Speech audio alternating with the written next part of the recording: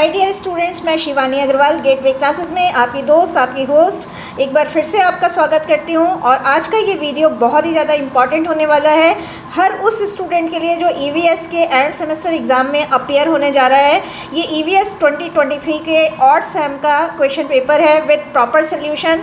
This video is important not only with the prospect of having the answers of all the important questions, बल्कि ये इस कारण से भी इम्पॉर्टेंट होने वाला है कि आपको एक जो क्वेश्चन पेपर जब आता है तो आपको किस तरह से उसको अटैम्प्ट करना है, how to answer the questions in section A, how to answer the questions in section B and how to answer the questions in section C. और इस कारण से भी ये वीडियो इम्पॉर्टेंट है कि कुछ एक क्वेश्चंस डेफिनेटली इस बार के 2023 के एंड सेमेस्टर एग्ज़ाम में रिपीट होंगे। वो हर बार की स्ट्रैटेजी है, बस ये होता है कि कुछ क्वेश्चंस जो हैं वो सेक्शन ए के सेक्शन बी में आ जाते हैं और सेक्शन बी के सेक्शन सी में और सेक्शन बी के सेक्शन ए में भी आ जाते हैं। तो आइए बिना देर करें आज का वीडियो शुरू करते हैं। और ये है हमारा सेक्शन ए। फर्स्ट क्वेश्चन जो हमारा है ए पार्ट, वो है what do you mean by the term environment. Component और सेगमेंट्स इसमें पूछे हैं। तो अगर हम बात करें तो एनवायरनमेंट टर्म जो है that is derived from French word. आप एक चीज़ ध्यान करिएगा, जब हमने इंडिविजुअल वीडियोस बनाए थे तो मेरे से बाई मिस्टेक एक गलती हो गई थी, मैंने यहाँ लैटिन लिख दिया था, तो आप उसको डिस्कार्ड कर दीजिएगा। और जो सही आंसर है वो ये है कि एनवायरनमेंट जो है वो फ्रेंच वर्ड से लिया गया है, जो अपने आप में एनवायरोनिया है। एनवायरोनिया, एनवायरोनिया का मतलब होता है टू सराउंड, किसी चीज़ को घेरना, किसी चीज़ को सराउंड करना। Hence the word environment means surroundings. इसका मतलब है एनवायरनमेंट का मतलब है वो सारी सराउंडिंग्स, वो सारी हमारे आसपास की, हमारे चारों तरफ की चीज़ें जो हमें घेरती हैं। इन विच ऑर्गेनिज्म लिव, जिनमें की ऑर्गेनिज्म लिव करते हैं। ऑर्गेनिज्म का मतलब है जीव जंतु। तो इसमें दो वर्ड इंपॉर्टेंट हैं, एक तो सराउंडिंग्स और ऑर्गेनिज्म। और अगर हम अब बात करें तो एनवायरनमेंट दोनों ही चीज़ों को रेफ़र करता है, बायोटिक और एबायोटिक। बायोटिक का मतलब है फिजिकल और नॉन लिविंग, एबायोटिक का मतलब है लिविंग। यानी कि अगर हम बायोटिक यानी फिजिकल की बात करें तो इसमें आता है temperature, air, water, light etcetera. और अगर हम एबायोटिक की बात करें तो हम ह्यूमन बीइंग्स सबसे पहले तो एग्जाम्पल हैं, उसके अलावा एनिमल्स हैं, प्लांट्स हैं, फंगी है, बैक्टीरिया है, एलगी है, ये सारे जो है वो एबायोटिक के फीचर्स हैं। अगर हम डिफ़ाइन करें तो according to Collins English dictionary, environment क्या है, बहुत ही आसान सी डिफिनीशन है। एनवायरनमेंट इज़ एक्सटर्नल कंडीशन, हर वो बाहरी परिस्थिति है या फिर हमारी सराउंडिंग है जो हम बार बार जिक्र कर रहे हैं। तो एनवायरनमेंट या तो एक्सटर्नल कंडीशंस हैं या हमारी सराउंडिंग्स हैं। स्पेशली वो सारी एक्सटर्नल कंडीशंस, स्पेशली वो सारी surroundings in which people live और वर्क, जिनमें लोग रहते हैं और काम करते हैं। आइए बात कर लेते हैं कंपोनेंट्स और सेगमेंट, एक ही बात है। तो environment consist of two components majorly, biological और फिजिकल। बायोलॉजिकल की बात करें तो बायोटिक और फिजिकल की बात करें तो एबायोटिक। फिर वही बात आ जाती है, बायोलॉजिकल बायोटिक में आता है एनिमल, प्लांट्स, माइक्रो ऑर्गेनिजम्स, और फिजिकल एबायोटिक में आता है एयर, वाटर एंड सॉयल। तो इस तरह से ये हमारा आंसर देने का ढंग है, आप देख लीजिएगा। अगर आप इतना अच्छा आंसर शुरू, और एक चीज़ और भी बता देना चाहती हूँ, if you are going to start your answer with section A और आप इतना अच्छा आंसर लिख देते हैं तो देखिए उसका एक बहुत ही अच्छा इम्पैक्ट जाता है कि बाद में जो आपके क्वेश्चन इवेल्युएट होते हैं यानी चेक होते हैं वो भी उसी साइकोलॉजी से चेक होते हैं। तो यहाँ पर तो 2/2 आपको मिलेंगे ही, बाकी जो क्वेश्चंस हैं उनको चेक करने का एग्जामिनर का दृष्टिकोण भी बदल जाता है और वो आपको बहुत ही फेयरली एग्जामिन करता है।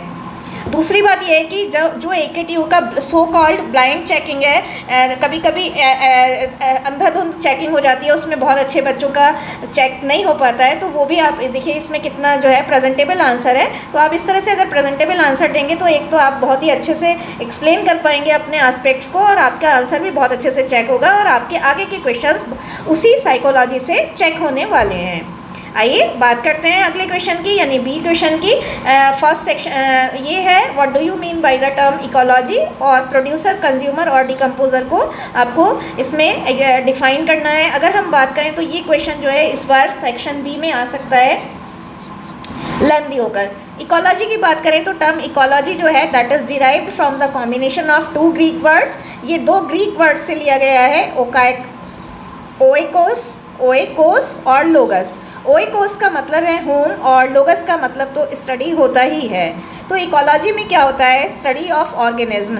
इसमें ऑर्गेनिज्म यानी जीव जंतुओं की स्टडी होती है इन देयर नेचुरल होम, उनके नेचुरल होम में, उनके वास्तविक, उनके प्राकृतिक होम में, इंटरैक्टिंग विद देयर सराउंडिंग्स, उनके सराउंडिंग से इंटरैक्ट करते हुए, उनके आसपास के चारों तरफ के वातावरण से इंटरैक्ट करते हुए इसमें ऑर्गेनिज्म की स्टडी होती है उनके नेचुरल होम में। तो इस तरह से ये आपकी डेफिनेशन है। आई होप आप समझ गए होंगे। और फिर से देख लीजिए, इकोलॉजी का मतलब है स्टडी ऑफ ऑर्गेनिज्म। नंबर 1 आपको याद रखना है, इन देयर नेचुरल होम, अपने प्राकृतिक घर में, और इंटरैक्टिंग विद देयर सराउंडिंग्स। अब आते हैं कि प्रोड्यूसर क्या है, डिफाइन करना है। प्रोड्यूसर का मतलब ही है उत्पादक। उत्पादक का मतलब है वो जीव जंतु that make their food by their own, जो अपना फूड खुद बनाते हैं, बाय देयर ओन, अपने खुद के एफर्ट से बनाते हैं। कैसे? Through the process of photosynthesis, photosynthesis की प्रक्रिया से। और क्या यूज़ करते हुए? एयर, वाटर और सॉइल का यूज़ करते हुए। तो वो सभी जीव जंतु, वो सभी ऑर्गेनिज्म जो who can make their food by their own efforts by using photosynthesis and utilizing air, water, soil, वो जो होते हैं वो प्रोड्यूसर होते हैं। ये इतना तो आप सभी एवरेज काइंड ऑफ स्टूडेंट भी लिख दीजिएगा। अगर आप बहुत ब्राइट स्टूडेंट हैं तो आप ये भी लिख दीजिएगा कि being able to make their own food makes them unique, यानी स्पेशल, यानी कि अनोखा। क्योंकि वो अपना फूड खुद बनाते हैं, तो उसकी इस प्रकृति के कारण, उनकी इस कैरेक्टरिस्टिक के कारण वो यूनिक हो जाते हैं, रेयर और स्पेसिफिक, स्पेशल हो जाते हैं।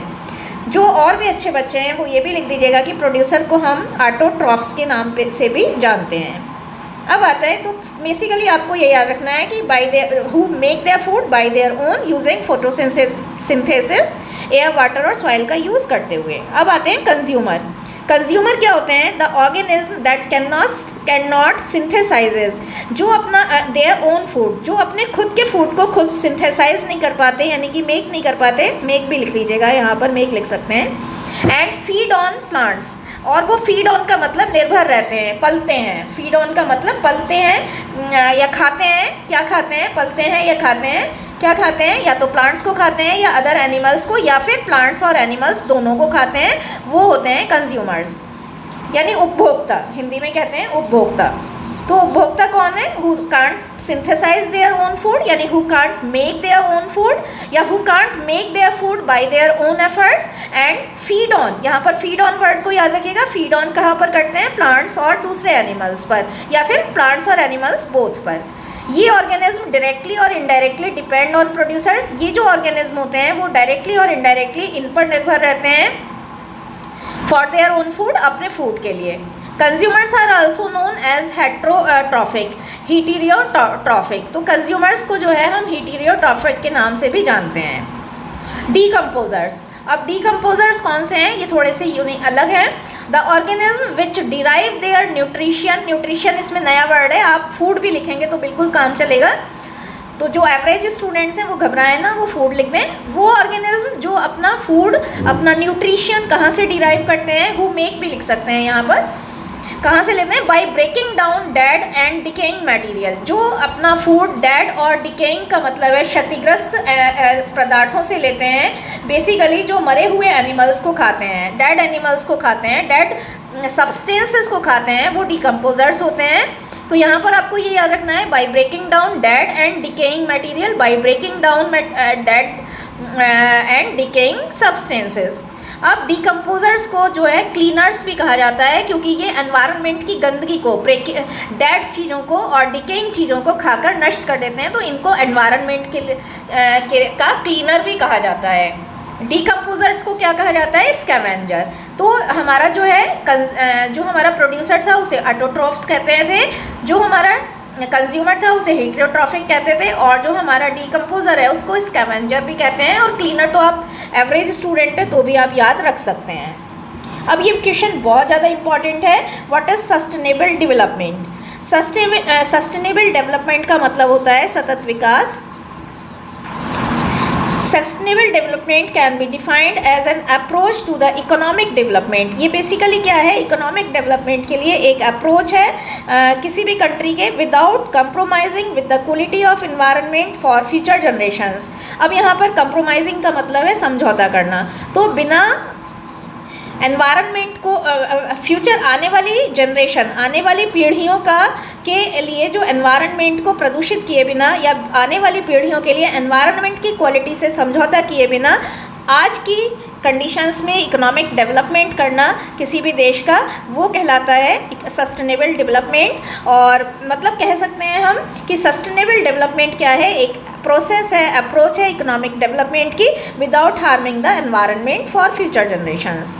एग्जाम्पल की बात करें सस्टेनेबल डेवलपमेंट की, तो आप ज़रूर लिख कर आइएगा। हाइड्रो एनर्जी है, विंड एनर्जी है, सोलर एनर्जी है, क्रॉप रोटेशन भी आएगा, ग्रीन स्पेस आएगा, रिसाइकल्ड यूज़ ऑफ वाटर आएगा, हाइड्रो एनर्जी आएगा। आपको नहीं याद रहता है तो आप विंड एनर्जी और सोलर एनर्जी तो बहुत ही सिंपल है, तो एवरेज काइंड ऑफ स्टूडेंट भी ये दोनों एग्जाम्पल लिख सकते हैं, हाइड्रो एनर्जी। अगला आता है हमारा डिस्कस द पॉन्ड इकोसिस्टम। अब ये भी बहुत इंपॉर्टेंट क्वेश्चन है, पॉन्ड इकोसिस्टम क्या है, इस बार बी सेक्शन में आ सकता है। पॉन्ड इकोसिस्टम जो है वो फ्रेश वाटर का सिस्टम है। It consist of a wide variety of aquatic plants. ये देखिए यहाँ ध्यान देना है आपको कि इसमें क्या होता है, एक तो फ्रेश वाटर सिस्टम होता है और इसमें होता क्या है, बहुत सारी वेराइटी होती है एक्वेटिक प्लांट्स की, यानी कि जलीय पौधों की। एक्वेटिक का मतलब है जलीय, तो जलीय पौधों की बहुत सारी वैरायटी होती है और जलीय एनिमल्स की भी बहुत सारी वैरायटीज़ होती हैं, प्रजातियां होती हैं। इंटरैक्टिंग विद ईच अदर, जो एक दूसरे के साथ इंटरेक्शन करती हैं, एक दूसरे के साथ बातचीत करती हैं, यानी कि एक दूसरे के साथ कनेक्टेड होती हैं। एंड द सराउंडिंग और सराउंडिंग एक्वेटिक कंडीशंस, और जो आसपास की एक्वेटिक कंडीशंस हैं उनसे भी इंटरैक्ट करती हैं। तो एक बार फिर से देख लीजिए, एक तो फ्रेश वाटर सिस्टम होता है, इसमें क्या होता है, वाइड वैरायटी, वाइड रेंज होती है। किसकी वाइड रेंज होती है, एक्वेटिक प्लांट्स और एक्वेटिक एनिमल्स की। जो एक्वेटिक प्लांट्स और एक्वेटिक एनिमल किसके साथ इंटरैक्ट करते हैं, एक दूसरे के साथ, ईच अदर, और क्या करते हैं, सराउंडिंग एक्वेटिक कंडीशंस के साथ आपस में एक दूसरे के साथ इंटरैक्शन करते हैं। A pond ecosystem refers to the fresh water ecosystem. In other words हम क्या कह सकते हैं, where there are communities of organism, जहाँ पर ऑर्गेनिज्म के समुदाय होते हैं, that are dependent on each other, जो एक दूसरे पर डिपेंडेंट होते हैं।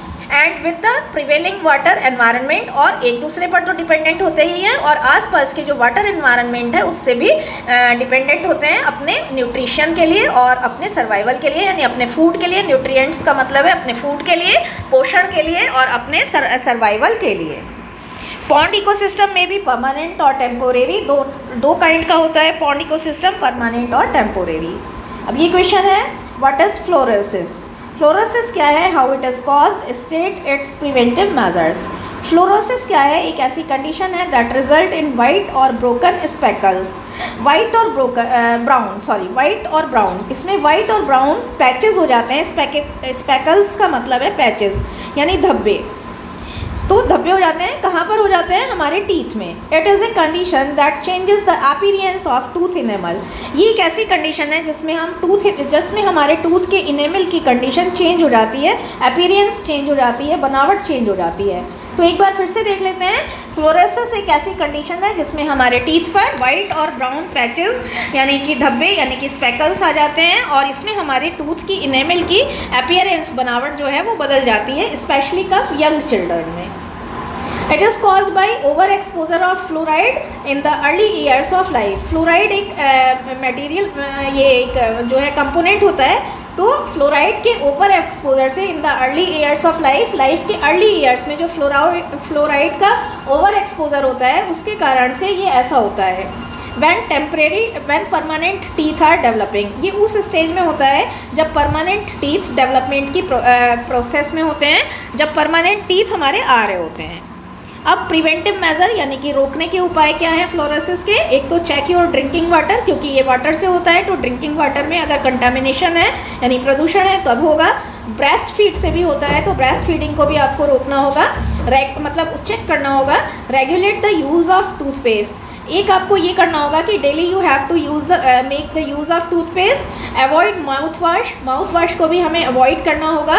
शेड्यूल रेगुलर या रूटीन डेंटल विजिट्स हमें शेड्यूल करानी होंगी, कुछ शेड्यूल का मतलब निर्धारित करनी होंगी, एंश्योर करनी होंगी कि हम रेगुलर मतलब समय समय पर रूटीन चेकअप के लिए डेंटिस्ट के पास जाएं।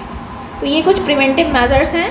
अब आता है ग्लोबल वार्मिंग। ये सी सेक्शन में बहुत लॉन्ग क्वेश्चन में आएगा इस बार। Name the gases responsible for global warming. अब बात करते हैं ग्लोबल वार्मिंग क्या है। ये लॉन्ग टर्म इंक्रीज़ है कहाँ पर, अर्थ की एवरेज सरफेस टेम्परेचर में। अर्थ का जो एवरेज सरफेस टेम्परेचर है उसमें लॉन्ग टर्म इंक्रीज़ है। और ये होता क्या है, क्यों है, it is due to human activities और burning of fossil fuels. Basically ये क्यों होता है, ह्यूमन एक्टिविटीज़ यानी ह्यूमन इंटरफियरेंस के कारण और फॉसिल फ्यूल के बर्निंग के कारण। क्योंकि फॉसिल फ्यूल से क्या होता है, फॉसिल फ्यूल से ग्रीन हाउस गैसेस निकलती हैं एटमॉस्फेयर में। अच्छा, कौन कौन सी गैसेस ग्लोबल वार्मिंग के लिए रिस्पॉन्सिबल हैं। कार्बन डाइऑक्साइड सबसे मेन है, मीथेन है, नाइट्रस ऑक्साइड है और नाइट्रोजन ट्राइफ्लोराइड है। तो ये देख लीजिएगा, जो एवरेज है वो ये लिख दीजिएगा, कार्बन डाइऑक्साइड और मीथेन। अगर आपको ये नाम याद नहीं हो रहा है तो ये भी याद हो जाएगा, नाइट्रस ऑक्साइड और नाइट्रोजन ट्राइफ्लोराइड। अगला आता है व्हाट इज़ एनवायरमेंटल एजुकेशन। ये आपकी सी सेक्शन में लॉन्ग क्वेश्चन में आएगा। How it can protect the environment. तो आइए बात कर लेते हैं एनवायरमेंटल एजुकेशन क्या है। एनवायरमेंटल एजुकेशन की अगर हम बात करें तो इट इज़ ए मैथोडोलॉजी। ये एक मैथोडोलॉजी है in which people pick up familiarity का मतलब है घनिष्ठता। फेमिलियरिटी लाते हैं विद देयर सराउंडिंग, अपने सराउंडिंग के साथ उनका परिचय होता है, फेमिलियरिटी होती है, जान पहचान होती है अपने सराउंडिंग के साथ। एंड सिक्योर लर्निंग, और वो लर्निंग एबिलिटीज़, उनमें लर्निंग एबिलिटीज़ का विकास होता है, उनमें वैल्यूज़ का विकास होता है, एक्सपीरियंसेस का विकास होता है, प्रैक्टिसेस का विकास होता है और पैशन का विकास होता है। ये सारा किसके लिए, to save the environment.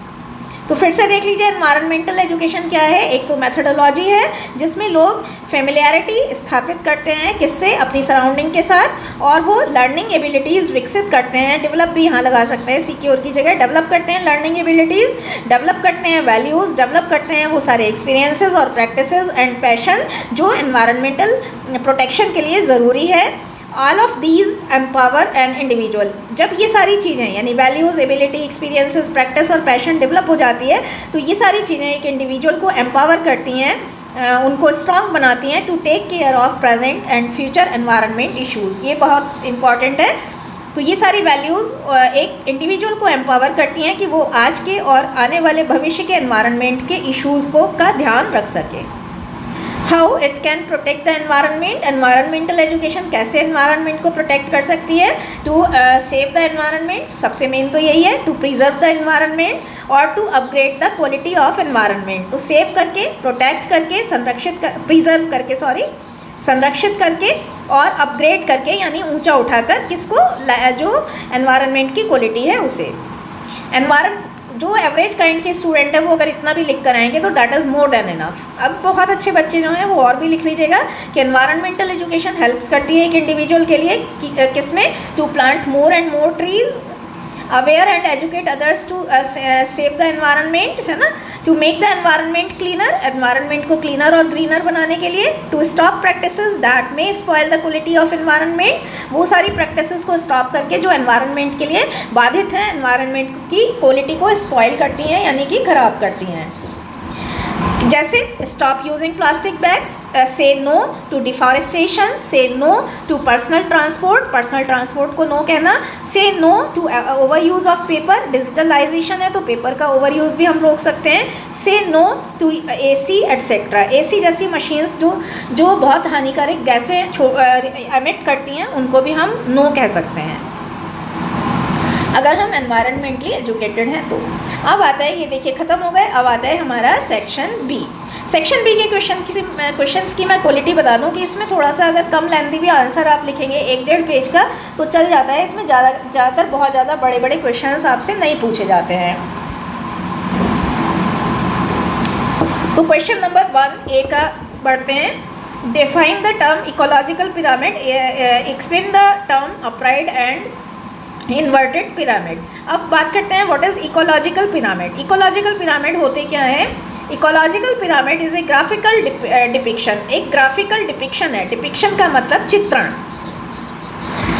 Graphic का मतलब है चित्रीय, चित्र बनाकर, मतलब चित्र बनाकर डिपिक्शन है which is meant to illustrate the relationship between different living organism at different trophic levels in an ecosystem. तो इसका मतलब क्या है? इल्यूस्ट्रेट करना. इल्यूस्ट्रेट का मतलब दिखाना, शो करना, एक्सप्लेन करना. क्या इस इल्यूस्ट्रेट की जगह एक्सप्लेन भी लगा दीजिएगा.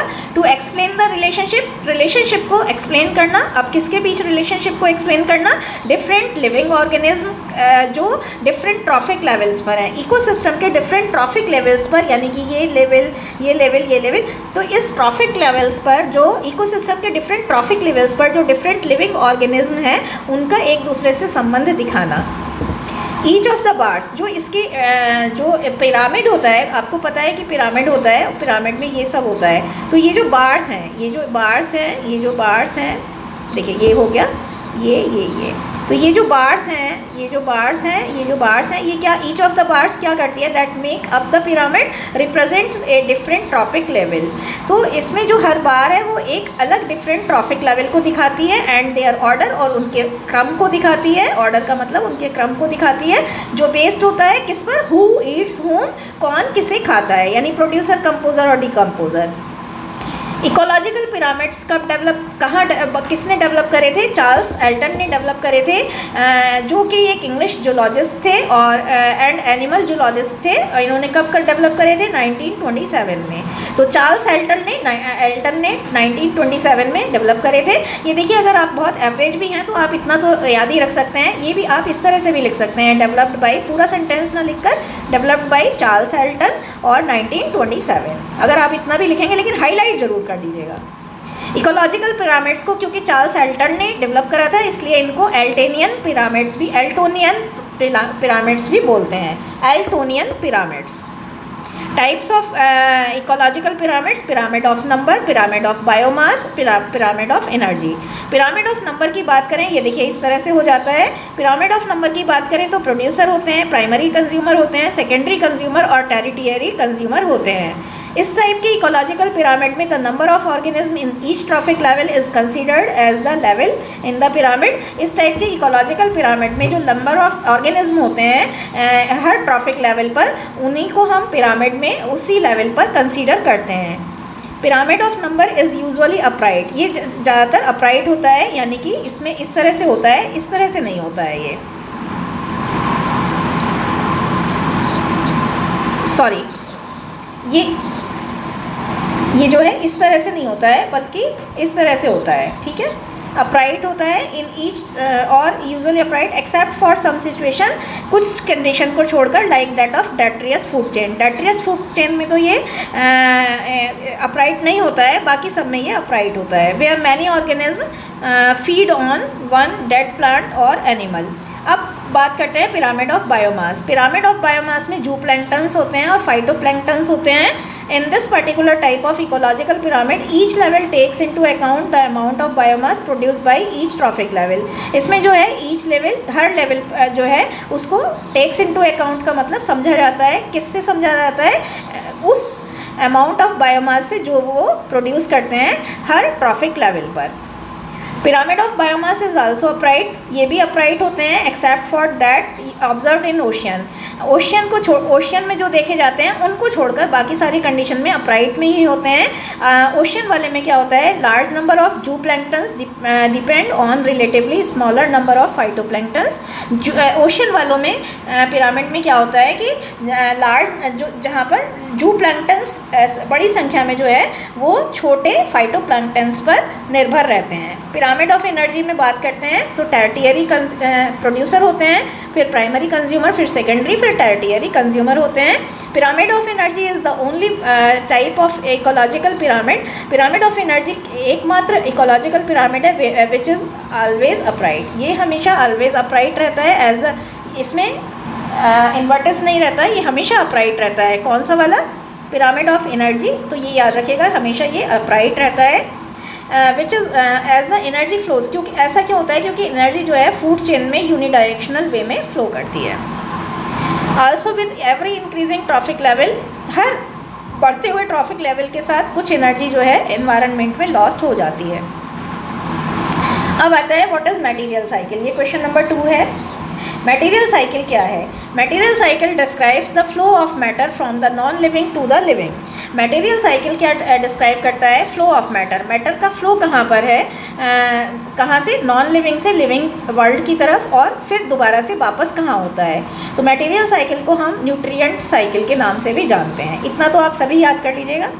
टाइप्स ऑफ मटेरियल साइकिल 4 तरह के होते हैं बेसिकली, न्यूट्रिएंट, कार्बन, नाइट्रोजन और सल्फर। इसमें हर एक साइकिल अपने आप में बहुत ज़्यादा इंपॉर्टेंट है, और अब की बार जो है वो नाइट्रोजन साइकिल आ सकता है बी सेक्शन में।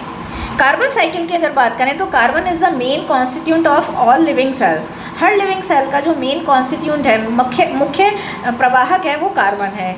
All the organic material and bio molecules contain carbon. अगर हम बात करें तो सारे ऑर्गेनिक मैटर में और सारे बायो मॉलिक्यूल्स में कार्बन समाहित होता ही होता है। अब बात करते हैं, carbon is present mainly as carbon dioxide and methane in the atmosphere. Carbon अब बेसिकली कहाँ पर होता है? कार्बन डाइऑक्साइड के रूप में और मीथेन के रूप में एटमॉस्फेयर में देखने को मिल जाता है। There is a continuous exchange of carbon between biotic and abiotic components. Continuous exchange होता है कार्बन का बायोटिक और एबायोटिक कंपोनेंट्स के बीच में, किस प्रोसेस में? फोटोसिंथेसिस की प्रोसेस के द्वारा और रेस्पायरेशन की प्रोसेस के द्वारा। तो ये भी आप इतना भी लिख सकते हैं। Atmospheric carbon dioxide is fixed by plants in the process of photosynthesis. जो एटमॉस्फेरिक कार्बन डाइऑक्साइड है वो फोटोसिंथेसिस की प्रक्रिया के द्वारा, प्लांट्स द्वारा जो है वो फिक्स होता है। All the living organism release, सारे लिविंग ऑर्गेनिज्म कार्बन डाइऑक्साइड को रिलीज करते हैं रेस्पायरेशन, श्वास प्रक्रिया के दौरान। Carbon is release into the atmosphere by burning of fossil fuels and auto emission. Carbon जो है वो रिलीज होता है एटमॉस्फेयर में, कैसे? फॉसिल फ्यूल्स के जलने से और ऑटोमोबाइल के एमिशन यानी कि निसर्जन मतलब निष्कासन से। Organic carbon from dead and decaying organism and waste producers is released into the atmosphere after decomposition. Organic carbon जो है, जो dead animals और decaying organism यानी जो मरे हुए और सड़े हुए जो जैविक पदार्थ हैं, जीव जंतु हैं, उनसे ऑर्गेनिक कार्बन निकलता है और वेस्ट प्रोडक्ट से निकलता है, और वो रिलीज़ होता है एटमॉस्फेयर में डिकम्पोजिशन के बाद। अब आता है नाइट्रोजन साइकिल, जो मैंने आपको बताया था कि ये बहुत ज़्यादा इम्पॉर्टेंट है इस बार के लिए। कार्बन साइकिल भी पढ़ लीजिएगा, हो सकता है सी सेक्शन में आ जाए ये question. Nitrogen can not be directly utilise by living organism. Nitrogen की अगर हम बात करें तो लिविंग ऑर्गेनिज्म इसे डायरेक्टली यूटिलाइज नहीं करते हैं, and has to be converted to other forms, और इसको अदर फॉर्म्स में कन्वर्ट होना होता है। By the process of nitrogen fixation, fixing bacteria fix atmospheric nitrogen to ammonia, and nitrifying bacteria convert ammonia to nitrate. अब होता है क्या है कि by the process of nitrogen fixation, nitrogen fixation की प्रक्रिया में नाइट्रोजन फिक्सिंग बैक्टीरिया जो है वो एटमॉस्फेरिक नाइट्रोजन में फिक्स होते हैं,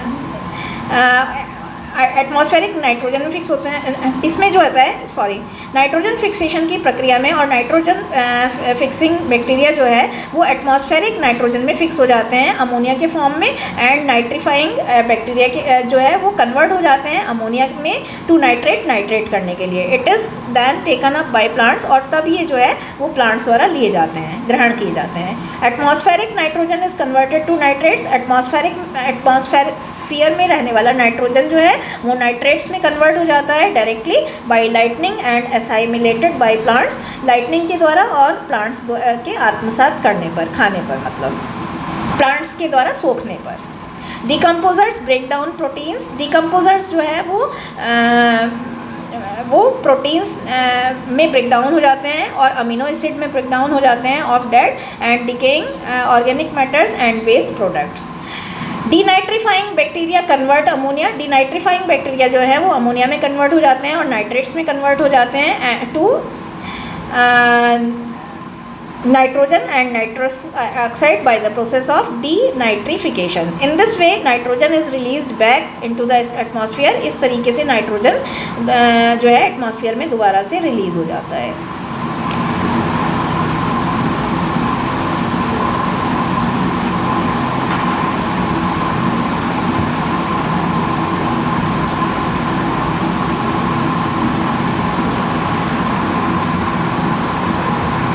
अब बात करते हैं right short notes on the following. London smog बहुत इंपॉर्टेंट है. Bhopal gas tragedy. London smog जो है, great smog of London was the lethal smog. ये जो लंदन में एक्चुअली लंदन स्मॉग जो है एक भयंकर त्रासदी थी जो स्मॉग से रिलेटेड थी. हम आगे बात करेंगे, लेकिन पहले आपको बता दें कि इसमें लीथल स्मॉग था that covered the city of London, जिसने लंदन सिटी को पूरा का पूरा ढक लिया था फॉर 5 days. 5 दिनों के लिए जिसने पूरे एंटायर सिटी लंदन सिटी को लीथल स्मॉग से ढक लिया था. ऐसा ये लंदन स्मॉग था. It was a severe air pollution event. ये एक बहुत भयंकर एयर पॉल्यूशन की घटना थी दैट अफेक्टेड लंदन, जिसने लंदन को प्रभावित किया इंग्लैंड में. कब? दिसंबर 4, 1952 में. तो 2-3 चीज़ें यहाँ पर याद रखनी है. एक तो लीथल स्मॉग वाला है, एक 5 दिन तक चला, और एक ये सीवियर एयर पॉल्यूशन की इवेंट थी जो 4 दिसंबर 1952 में अकर हुई थी. कॉजेज़, कारण क्या थे? ए हाई टेम्परेचर एयर मास, एक बहुत ऊंचे तापमान का एयर मास जो है वो साउथर्न इंग्लैंड के चारों तरफ मूव कर रहा था, और जिसने एक टेम्परेचर इन्वर्जन क्रिएट कर दिया. टेम्परेचर में उथल पुथल, इन्वर्जन का मतलब है उथल पथल, उठा पटक क्रिएट कर दी. इट कॉज्ड, इससे एक वाइट फॉग, वाइट जो फॉग है वो इसके कारण से एक वाइट फॉग आया जिसने पूरे के पूरे लंदन को, जो पूरे के पूरे लंदन में सेटल डाउन हो गया. As the particulate and sulphur dioxide levels rose, क्योंकि पार्टिकुलेट और सल्फर डाइऑक्साइड का लेवल जो है वो ऊंचा उठ गया था due to the extensive use of coal fix fired heating.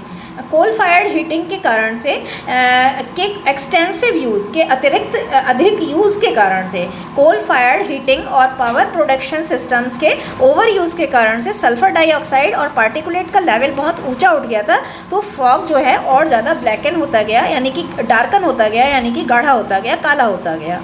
By the next morning, जिस दिन ये स्टार्ट हुआ था उसके अगली मॉर्निंग जो है विजिबिलिटी बिल्कुल ज़ीरो हो गई थी. कॉन्सिक्वेंसेस, तो कॉन्सिक्वेंसेस क्या हुए इसके, परिणाम क्या हुए इसके? London smog disturbed respiratory system of the residents of London. London के जो निवासी थे उनके रेस्पिरेटरी सिस्टम को इसने डिस्टर्ब कर दिया. It cost between 4,000 to 10,000 lives with in 5 days. 5 दिन के अंदर अंदर 4,000 से 10,000 लोगों का जीवन जो है वो चला गया. इट वॉज सो टॉक्सिक, ये इतना टॉक्सिक था, इतना नशीला था, इतना जहरीला था. यहाँ पर इसका मतलब है इतना जहरीला, ये इतना जहरीला था दैट इवन एक चोक्ड काउज टू डेथ. इससे जो है फील्ड्स में जो काउज थी वो भी, उनकी भी डेथ हो गई. हाउ इट गेट क्लियर, ये कैसे क्लियर हुआ? After 5 days when A brisk wind, जब एक ब्रिस्क विंड मतलब फुर्तीली विंड यानी कि तेज़ हवा के चलने से जो वेस्ट की तरफ से आई थी, वेस्ट की तरफ से जो ब्रिस्क विंड आई थी उसने जो है इसका टॉक्सिक प्रभाव धो डाला, स्वैप्ट कर दिया, धो डाला. Acts taken by London government, London government ने क्या क्या एक्ट लिए? London smog was enough to pass the Clean Air Act 1956 in England. London smog के कारण से ही वहाँ की गवर्नमेंट ने क्लीन एयर एक्ट 1956 इनैक्ट करा. अब आता है भोपाल गैस ट्रेजेडी. सभी ने सुना होगा, बहुत ही भयंकर है. इतनी भयंकर है कि आज तक इसके जो कॉन्सिक्वेंसेज हैं वो लोगों को इनडायरेक्टली डायरेक्टली देखने को मिल रहे हैं. अब क्या था? It was a leak incident. इसमें क्या है? ये एक इंडिया में होने वाला लीक इंसिडेंट है, यानी कि लीक इंसिडेंट है. इसमें गैस का लीकेज हो गया था. Considered one of the worst global industrial catastrophes का मतलब है दुर्घटना, त्रासदी. तो ये एक बहुत ये हुआ तो इंडिया में था ये, लेकिन अंतर्राष्ट्रीय लेवल पर, ग्लोबल लेवल पर इंडस्ट्रियल, ये ग्लोबल मतलब अंतर्राष्ट्रीय इंडस्ट्रियल त्रासदी में से सबसे भयंकर के रूप में इसे जाना जाता है. इतनी भयंकर थी ये. व्हेन इट वाज अकर्ड, कब ये हुई? It occurred on the night of 2nd and 3rd दिसंबर। ये भी जाड़ों में ही हुई थी। 2nd और 3rd दिसंबर की रात को, यानी कि 2 दिसंबर की रात को ये अकर्ड हुई 1984 में। अच्छा, एक बात और बताना चाहेंगे कि as a result of Bhopal gas tragedy, जो हमारा एनवायरनमेंट एक्ट है नया 1986, वो भी इसी के बाद आया था राजीव गांधी की सरकार में, when Rajiv Gandhi had to be the Prime Minister. When it was occurred, ये कब occurred हुआ? It occurred at the Union Carbide, where it was occurred, कहाँ ये हुआ? It occurred at the Union Carbide India Company, ये UCIL union carbide Indian limited में के pesticide plant में अकर हुआ, भोपाल में, मध्य प्रदेश में। इसके लिए कौन जिम्मेदार था? इसके लिए यूनियन कार्बाइड कंपनी जो है वो जिम्मेदार थी, जो हमारे देश की नहीं थी, जो अमेरिका की थी, इंग्लैंड की थी। पॉसिबल कॉज, ये थोड़ा सा देख लीजिएगा अमेरिका या इंग्लैंड कहाँ है, कहाँ की थी, मैं थोड़ा सा कंफ्यूज हो रही हूँ, लेकिन यूनियन कार्बाइड कंपनी थी। Possible causes of Bhopal gas tragedy, अब देखिए ये बहुत इंपॉर्टेंट है। A tank containing methyl isocyanate, MIC, जो एवरेज बच्चे हैं वो MIC याद रखेंगे। MIC जो एक गैस है, उससे भरा हुआ टैंक जो है लीक हो गया था। MIC क्या है? MIC एक एक्सट्रीमली रिएक्टिव केमिकल है, बहुत भयानक रूप से प्रतिक्रिया करने वाला केमिकल है, and is used in production of the insecticide carbaryl. Insecticide carbaryl के प्रोडक्शन, उत्पादन में यूज़ किया जाता है। बहुत ही भयंकर रिएक्टिव केमिकल है। इट इज़ प्रिज्यूम्ड, ये प्रिज्यूम करा जाता है कि between 20 and 30 tons of MIC, 1 ton नहीं बल्कि 20 और 30 टन MIC जो है लीक हुई थी ड्यूरिंग द आवर, उस घंटे के दौरान जब लीक शुरू हुआ था। तो लीक शुरू होने के दौरान उस घंटे में, 1 घंटे के अंदर अंदर 20 से 30 टन MIC लीक हो गई थी। Consequences, 25,000 people died, 5,58,125 people injured हो गए थे, 1,20,000 continue to suffer from devastating health effects, लगभग 1,20,000 लोग हेल्थ इफेक्ट से प्रभावित हुए थे। लोगों को एक्सपीरियंस हुआ था आई इरिटेशन, लोगों की आंखों में इरिटेशन हो गया था, ब्लाइंडनेस भी हुई थी, कफिंग, लोगों को बहुत ज़्यादा कफिंग हो गई थी, ब्रीथलेसनेस हो गई थी, फीलिंग ऑफ सफोकेशन, तो ये तो नॉर्मल ही था, स्टमक पेन हो गया था, वॉमिटिंग हो गई थी। आफ्टर इफेक्ट, आफ्टर माथ कहते हैं, आफ्टर इफेक्ट का मतलब है आफ्टर माथ, आफ्टर माथ का मतलब है किसी भी घटना के बाद के परिणाम। तो भोपाल गैस ट्रेजेडी के आफ्टर माथ क्या हुए, आफ्टर इफेक्ट्स क्या हुए? Heavy gas was absorbed into local reverse, heavy gas जो लीक हुई थी वो लोकल रिवर्स में एब्जॉर्ब हो गई, समा गई, मेकिंग द वाटर अनड्रिंकेबल, इससे जो वाटर था वो अनड्रिंकेबल हो गया। फिश जो है वो बड़ी मात्रा में मरने लगी। Action taken by government, in all 5 safety systems was produced in the plant में अभी तक जो सिस्टम नहीं थे, 5 सेफ्टी सिस्टम प्रोवाइड कराए गए, vent gas scrubber, flare stack, water curtain, refrigeration system और एक स्पेयर स्टोरेज टैंक भी प्रोवाइड कराया गया। मैनी वर इशूड कंपनसेशन, हर्जाना होता है कंपनसेशन का मतलब, कई लोगों को हर्जाना भी दिया गया, फ्यू $100 का, कुछ $100 का हर्जाना भी कई लोगों को दिया गया। ये बहुत इंपॉर्टेंट है। Environment protection act 1986 under article 253 of the constitution came into existence. तो ये जो है इसके भोपाल गैस ट्रेजेडी के बाद ही एनवायरनमेंट प्रोटेक्शन एक्ट 1986 आया। जस्टिस डन और not, it is a big question कि जस्टिस हुआ या नहीं। नो, जस्टिस नहीं हुआ। The victims of Bhopal gas tragedy did not gate justice. Victims का मतलब है जो शिकारी थे, जो विक्टिम्स थे इसके, उनको अभी तक जस्टिस नहीं मिल पाया है। They still fail to avail safe drinking water, आज तक भी उनको बहुत ज़्यादा safe drinking water, health care facilities available नहीं है। Jobs were not given to the people whose family bread earners were died, उन लोगों को जिनके फैमिली के ब्रेड अर्नर्स मर गए थे उनको जॉब नहीं मिली। एंडरसन, ये सबसे ज़्यादा इम्पॉर्टेंट है। एंडरसन जो यूनियन कार्बाइड कंपनी का चेयरमैन था, यूनियन कार्बाइड कंपनी जो MIC के लीकेज में रिस्पॉन्सिबल थी, जिसके ऊपर क्रिमिनल चार्जेस थे, is not yet put behind the bars, उसको अभी तक बार्स में, यानी कि वो अभी तक इम्प्रिजन्ड नहीं हुआ है। इम्प्रिजन्ड का मतलब जेल में नहीं डाला गया है। तो एंडरसन का नाम याद रखना है आपको। अब आता है what is acid rain. Acid rain, ये हमारा जो है डी क्वेश्चन है। Name the gases responsible. चलिए आइए बात कर लेते हैं what is acid rain. Acid rain की बात करें तो ये क्वेश्चन जो है 2 मार्क के क्वेश्चन में इस बार आ सकता है। एसिड रेन एक प्रेसिपिटेशन का एक फॉर्म है। प्रेसिपिटेशन बोलें तो वर्षण यानी वर्षा का एक फॉर्म है जिसमें एसिडिक कंपोनेंट्स होते हैं। जिस वर्षा में एसिडिक कंपोनेंट्स होते हैं, प्राइमरीली अगर हम बात करें तो सल्फरिक एसिड होता है H2SO4 और नाइट्रिक एसिड होता है। जब SO2 और नाइट्रोजन ऑक्साइड NOx रिएक्ट करते हैं वाटर के साथ, ऑक्सीजन के साथ और दूसरे केमिकल्स के साथ एटमॉस्फेयर में, तो एसिड रेन होती है। व्हाट कॉजेज एसिड रेन, किसके कारण से एसिड रेन होती है? ह्यूमन एक्टिविटीज़ जैसे कि burning of fossil fuels, industrial process, volcanic eruption यानी कि ज्वालामुखी का फटना, ज्वालामुखी फटने से volcanic eruption, oil refineries, electric generation, vehicles का overuse. History of acid rain according to the Royal Society of Chemistry. अगर हम बात करें रॉयल सोसाइटी ऑफ केमिस्ट्री की, तो वर्ड एसिड रेन जो है वो इन्वेंट किया गया 1852 में। ये उन लोगों के लिए है जो बहुत ही ब्राइट स्टूडेंट्स हैं, वो अच्छा इंप्रेशन डालने के लिए लिख सकते हैं। आप भी डालना चाहें तो बहुत आसान है। रॉयल सोसाइटी ऑफ केमिस्ट्री ने इन्वेंट करा 1852 में, और स्कॉटिश केमिस्ट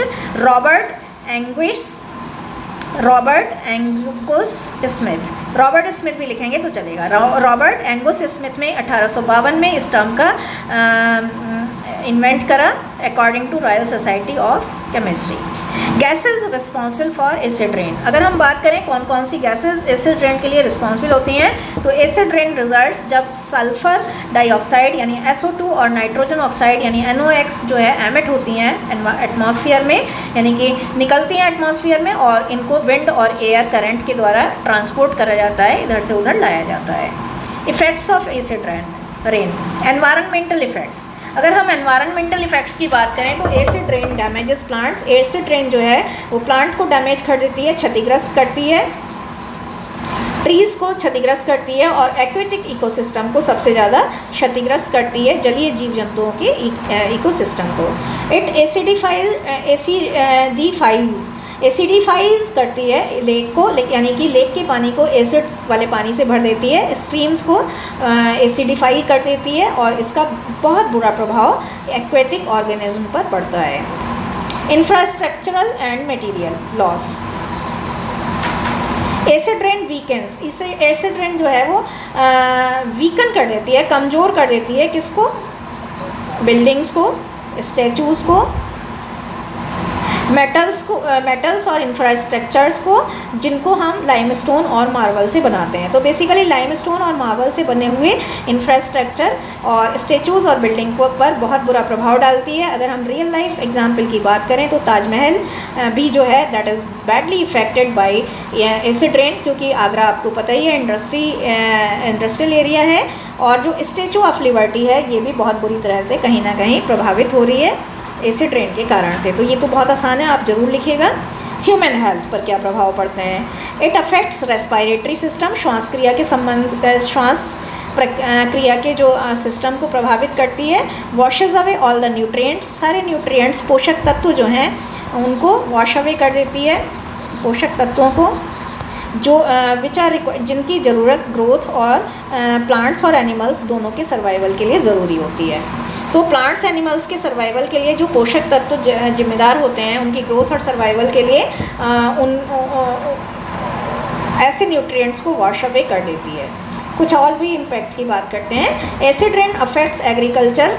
एसिड रेन जो है वो एग्रीकल्चर को भी यानी खेती को भी प्रभावित करती है। By the way it altars the composition of soil, क्योंकि ये अल्टर कर देती है, चेंज कर देती है, बदल देती है। किसको बदल देती है?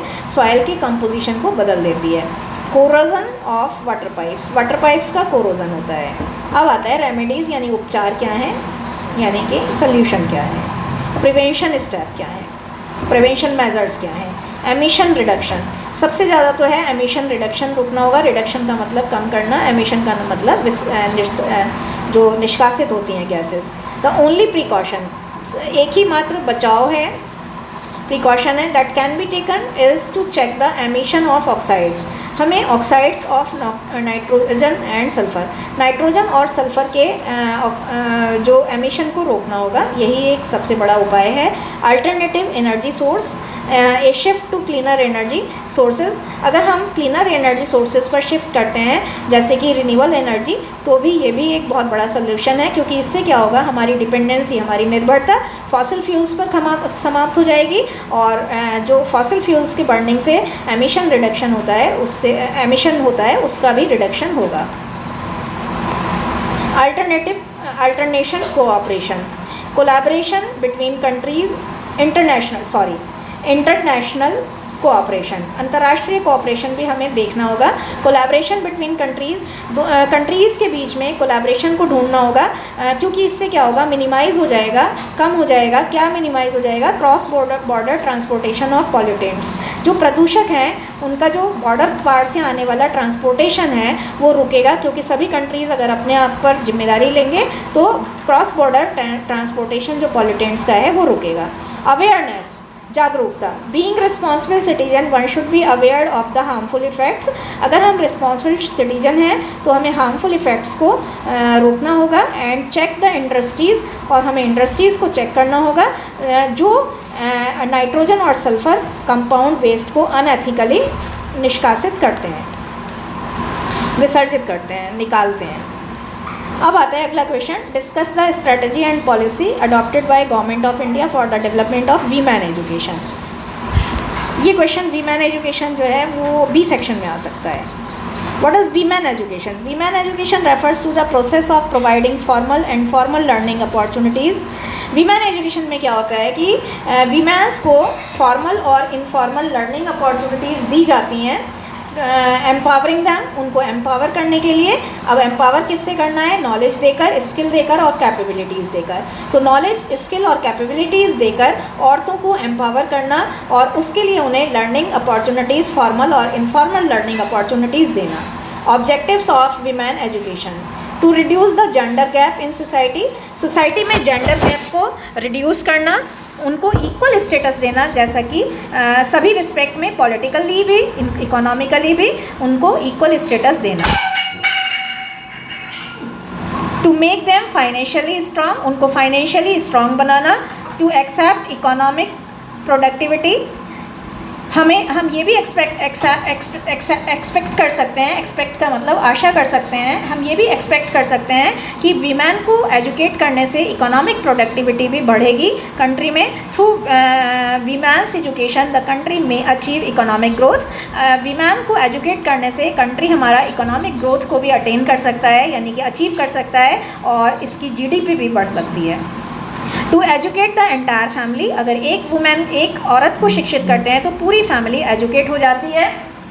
To aware them about their rights, उनके राइट्स के बारे में उन्हें अवेयर करना।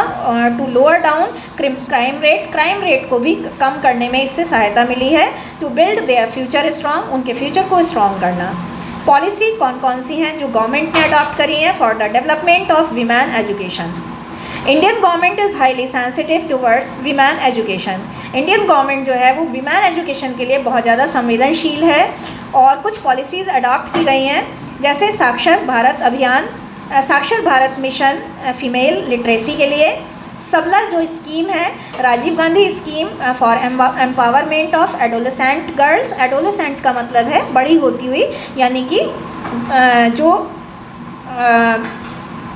14 प्लस एज की बच्चियां हैं। कस्तूरबा बालिका विद्यालय खोले गए हैं।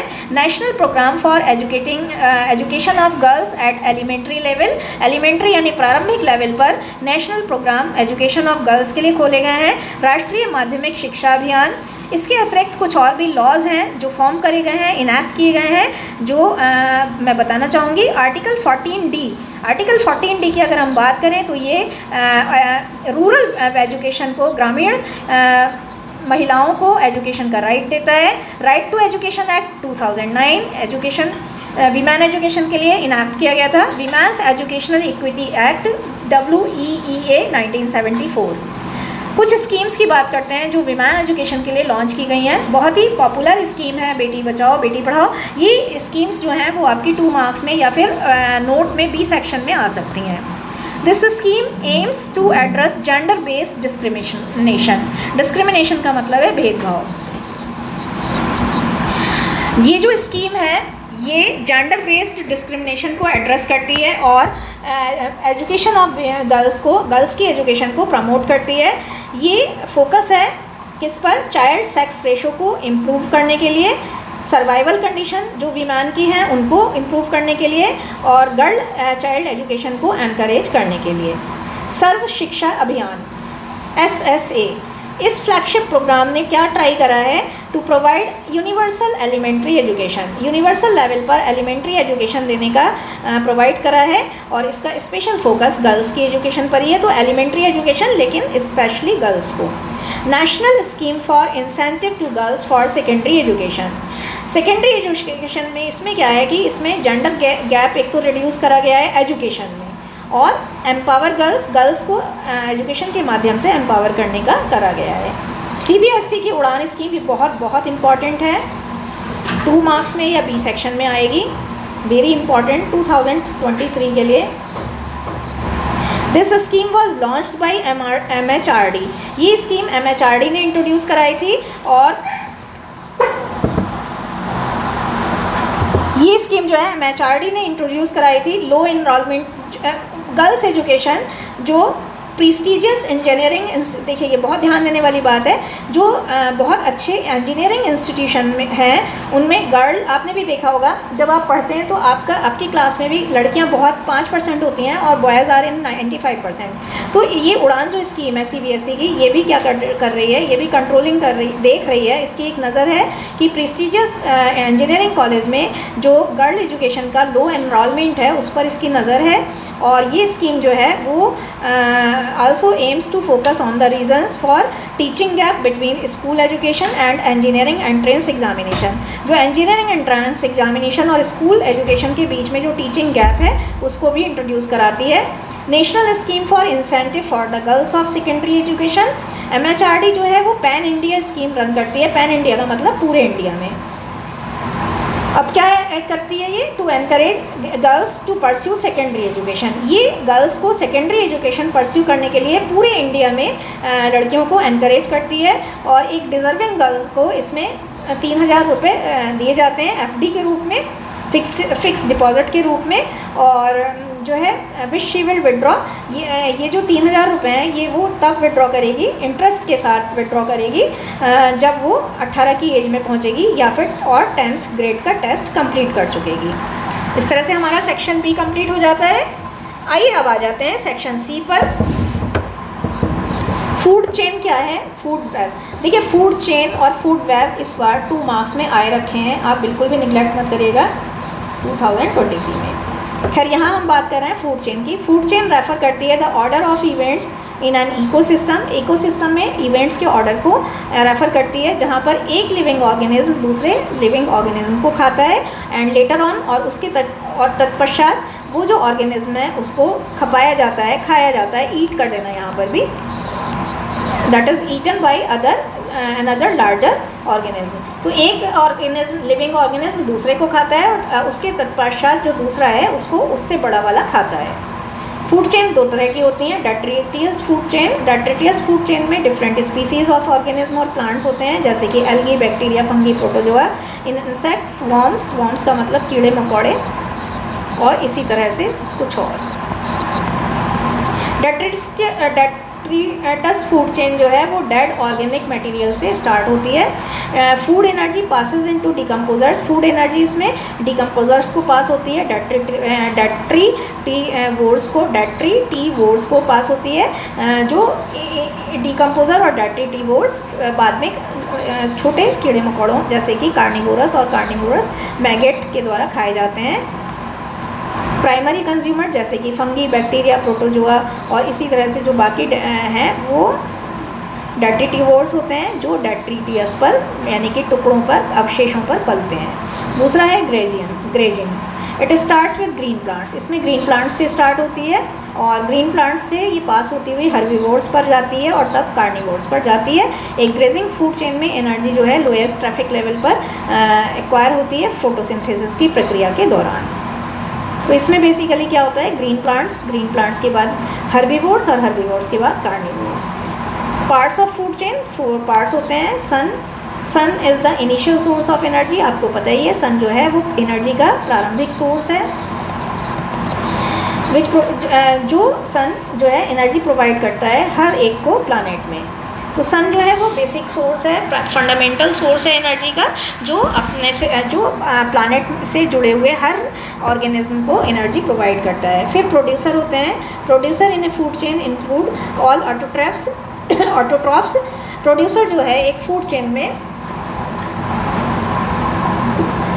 उनमें सारे ऑटोट्रॉफ्स आते हैं, जैसे फाइटोप्लैंक्टन, साइनो बैक्टीरिया, एल्गी और ग्रीन प्लांट्स। ये फर्स्ट स्टेज होती है किसी भी फूड चेन में। प्रोड्यूसर्स जो है वो एनर्जी को यूटिलाइज करते हैं सन से अपना फूड बनाने के लिए, और वो ये अपना फूड कैसे बनाते हैं, फोटोसिंथेसिस के द्वारा। कंज्यूमर्स जो हैं वो सारे वो ऑर्गेनिज्म होते हैं जो प्लांट्स और दूसरे ऑर्गेनिज्म पर अपने फूड के लिए डिपेंड होते हैं। This is the largest part of A food web. ये लार्जेस्ट पार्ट है फूड वेब का, एज इट कंटेन्स ऑलमोस्ट, क्योंकि इसमें ऑलमोस्ट सारे ही लिविंग ऑर्गेनिज्म आ जाते हैं। इसमें हार्बीवोरस होते हैं, which are animals that eat plants, जो हार्बीवोर्स सारे प्लांट्स को खाते हैं। कार्निवोर्स को खाते हैं, which are animal that eat other plants, जो एनिमल होते हैं जो दूसरे प्लांट्स को खाते हैं। देख लीजिएगा आप, here herbivores are known as, यहाँ पर ये ध्यान देने वाली बात है, ये तो आप लिख ही लेंगे, आपको पहले भी बहुत पढ़ा चुके हैं, तो टाइम वेस्ट करने का कोई फ़ायदा नहीं है। हार्बीवोर्स जो हैं वो प्राइमरी कंज्यूमर होते हैं, कार्निवोर्स सेकेंडरी कंज्यूमर होते हैं, और सेकेंड ट्रॉफिक लेवल पर ऑर्गेनिज्म होते हैं जो प्रोड्यूसर्स को खाते हैं, डिकम्पोजर्स आपको पता ही है, ये वो ऑर्गेनिज्म होते हैं जो अपनी एनर्जी, जो अपना सर्वाइवल कहाँ से ढूंढते हैं, बाई कंज्यूमिंग डेड और waste organic material. This is the last stage of the food chain. Decomposer जो है इंटीग्रल पार्ट है फूड चेन का, क्योंकि ये ऑर्गेनिक वेस्ट मटेरियल को इनऑर्गेनिक में कन्वर्ट करते हैं, ये बहुत इंपॉर्टेंट है। और ये जो है वो न्यूट्रिएंट्स का रिसाइकलिंग करते हैं। अब आता है फूड वेव, ये मैंने बताया ही था, 2 मार्क्स में आएगा 2023 में। सेवरल इंटरकनेक्टेड फूड चेन्स जो हैं वही फूड वेव का निर्माण करती हैं। Food web is comparatively larger than A food chain. Food chain से फूड वेव लार्जर होती है, क्यों लार्जर होती है, क्योंकि एक फूड चेन में, एक फूड वेब में कई सारी फूड चेन आ जाती हैं। Occasionally a single organism is consumed by many predators or it consumes several other organisms. Due to this, many trophic levels get interconnected. Food chain fails to showcase the flow of energy. Food chain जो है वो flow energy को showcase करने में fail हो जाती है अच्छी तरह से, but the food web, लेकिन अगर हम food web की बात करें तो वो energy flow को proper representation दिखाती है। ये थोड़ा सा अंतर में differentiation में आ जाएगा। It displays the interactions between different organisms. हम कहाँ किसकी बात कर रहे हैं यहाँ पर, फूड वेव की। फूड वेव क्या करती है, displays the interaction between different organisms. अब अगला क्वेश्चन है 3 पार्ट का, एनवायरनमेंटल इम्पैक्ट असेसमेंट को बताइए। ये क्वेश्चन मुझे इंपॉर्टेंट लग रहा है, लेकिन इसकी जगह आपकी जो है वो सस्टेनेबल डेवलपमेंट आएगा। सस्टेनेबल डेवलपमेंट ये आ सकता है आपका लॉन्ग क्वेश्चन में 7 मार्क्स में।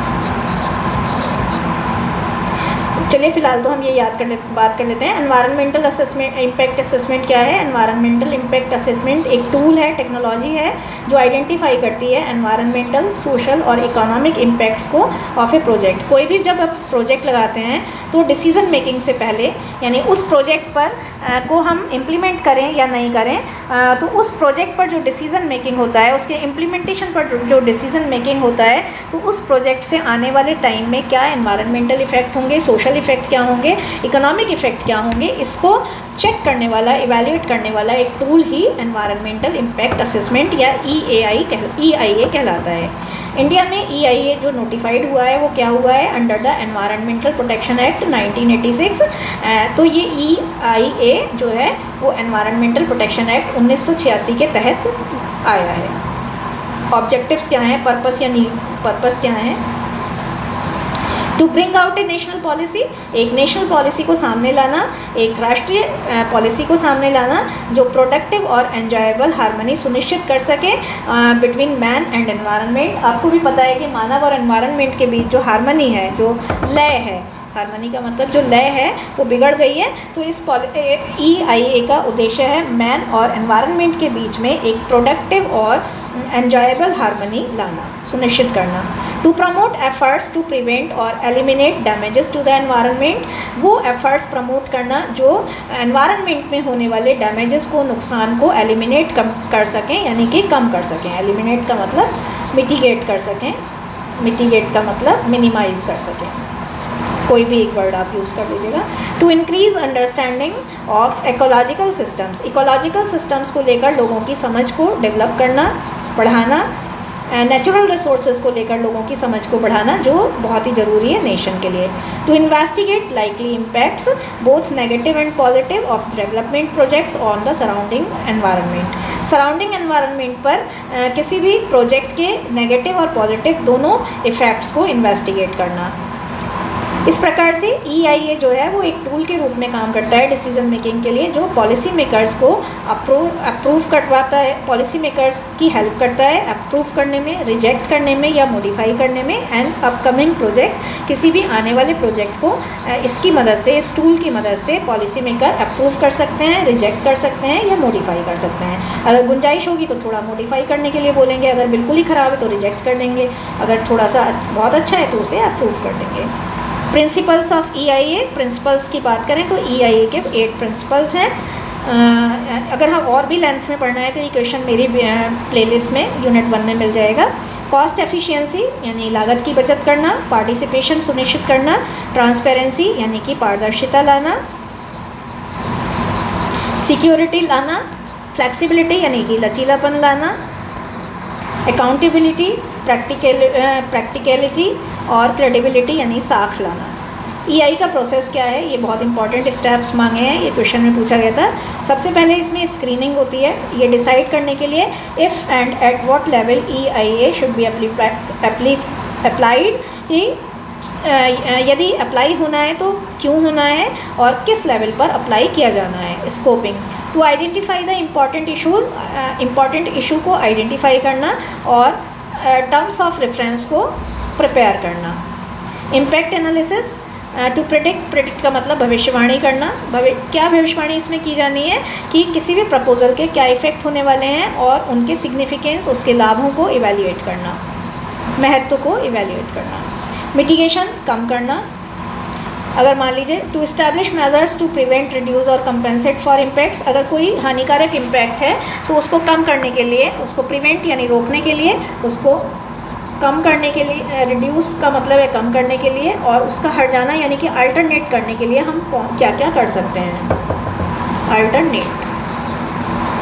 Decision making, the fate of the project is decided. अब फाइनली किसी भी प्रोजेक्ट का फेट यानी भाग्य निर्धारित हो चुका है। अब पता लग जाता है कि ये प्रोजेक्ट जो है अप्रूवल किया जाना है या नहीं किया जाना। Monitoring whether the predicted impacts and the mitigation efforts happen as per the EMP। Monitoring में ये करना होता है हमें कि जब एक बार प्रोजेक्ट आ गया है तो हमें ये देखना होता है, जब एक बार प्रोजेक्ट इम्प्लीमेंट हो गया है, लागू हो गया है, तो हमें मॉनिटर करना होता है कि जो हमने प्रेडिक्टेड इम्पैक्ट्स थे, जो हमने भविष्यवाणी करी थी जिन प्रभावों की, और जो मिटिगेशन, जो कम जैसे जो हमने ये देखा था कि कम कैसे करा जाता है, यानी कि प्रिवेंशन के जो मेथड्स थे, मिटिगेशन के जो एफर्ट्स थे, वो निर्धारित ढंग से हो भी पा रहे हैं या नहीं हो पा रहे हैं। व्हाट इज़ डिफॉरेस्टेशन, बड़ा ही इंपॉर्टेंट क्वेश्चन है, B सेक्शन में इस बार आ सकता है। डिफॉरेस्टेशन की बात करें, चौथा क्वेश्चन है, डिफॉरेस्टेशन की बात करें तो डिफॉरेस्टेशन को क्या कर सकते हैं। Large scale removal of trees from forest, forest से जो हमने लार्ज लेवल पर रिमूवल यानी हटाए हैं, ट्रीज़ का लार्ज लेवल पर, लार्ज स्केल पर रिमूवल फॉरेस्ट से या दूसरी लैंड से, for the facilitation of human activities यानी मानवीय गतिविधियों के फैसिलिटेशन के लिए, यानी उनकी सुलभता के लिए जो हमने लार्ज लेवल पर, लार्ज स्केल पर फॉरेस्ट लैंड से या अदर लैंड से ट्रीज़ का रिमूवल करा है, उसको ही हम डिफॉरेस्टेशन बोलते हैं। Deforestation can involve conversion of forest land to farms. Deforestation में क्या आता है? फॉरेस्ट लैंड का कन्वर्जन करा जाना फार्म्स में, रेंचेस में और अर्बन यूज़ में। फार्म्स, रेंचेस और अर्बन यूज़ के लिए जो है फॉरेस्ट लैंड का कन्वर्जन भी डिफॉरेस्टेशन में आता है। ये बहुत इंपॉर्टेंट है जो मैंने ऐसे करा है। The United Nations Food and Agricultural Organisation यानी FAO ने एस्टिमेट करा है कि एनुअल रेट ऑफ डिफॉरेस्टेशन जो है वो 1 से 3 million square kilometre per decade था। डिकेड का मतलब है पर 10 वर्षों में, हर 10 वर्षों में जो है ये 1 से 3 million square kilometre per decade था। तो the rate has slowed in some places. हालांकि ये जो रेट है वो अब थोड़ा कम हुआ है कुछ प्लेसेस में in the early 21st century. शुरुआती 21वीं शताब्दी में ये जो रेट है वो 1 से 3 मिलियन के बीच का, ये थोड़ा कम हुआ है। क्यों कम हुआ है? As a result of enhanced forest management practices. Forest management practices के एनहांसमेंट के बाद ये जो है वो इस दर में कुछ कमी देखने को आई है। Various causes of deforestation. Commercial और इंडस्ट्रियल सेटअप।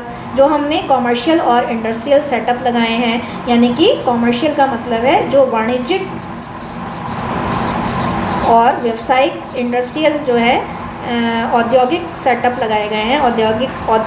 ये इंडस्ट्रीज़ स्थापित की गई हैं। कंस्ट्रक्शन ऑफ न्यू बिल्डिंग्स, नई बिल्डिंग्स का कंस्ट्रक्शन, रोड्स का कंस्ट्रक्शन, दूसरे इंफ्रास्ट्रक्चरल फैसिलिटीज़ का कंस्ट्रक्शन।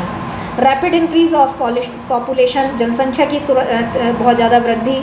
माइनिंग जो है वो भी दूसरा इम्पॉर्टेंट फैक्टर है, जिसके कारण से, माइनिंग के कारण से भी जो है बहुत फॉरेस्ट का कट डाउन हुआ है। फॉरेस्ट फायर जो हर बार लगती है उसने भी लॉस ऑफ फॉरेस्ट को लैड करा है। चेंज इन क्लाइमेट में चेंज आना भी एक बहुत बड़ा रिजल्ट है, जिसके कारण से अनफेवरेबल सिचुएशंस आई हैं फॉरेस्ट की ग्रोथ और सस्टेनेबिलिटी के लिए। नेचुरल कलामिटीज़ यानी कि प्राकृतिक आपदाएं जैसे कि बाढ़, सूखा, साइक्लोन्स, ये भी जिम्मेदार हैं। अनसस्टेनेबल फॉरेस्ट मैनेजमेंट, ये भी जिम्मेदार है। फूड एक्सट्रैक्शन यानी लॉगिंग, फर्नीचर, डोमेस्टिक फ्यूल के लिए फूड का एक्सट्रैक्शन करना, वुड का एक्सट्रैक्शन करना यानी लकड़ी का दोहन करना। एक्सट्रैक्शन का मतलब है दोहन करना, काटना। तो लकड़ी काटना भी, लकड़ी चाहे वो लॉगिंग के लिए काटी जाए, फर्नीचर के लिए काटी जाए या डोमेस्टिक फ्यूल के लिए काटी जाए, that is also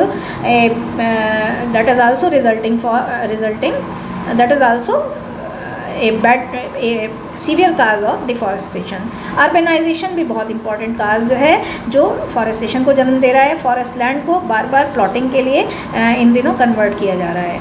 slash and burn technology, ये टेक्नोलॉजी होती है, स्लैश एंड बर्न टेक्निक्स, ये जिनको हम शिफ्टिंग कल्टीवेशन के नाम से भी जानते हैं, ये भी डिफॉरेस्टेशन के लिए जिम्मेदार हैं। पाम ऑयल प्लांटेशन, पाम के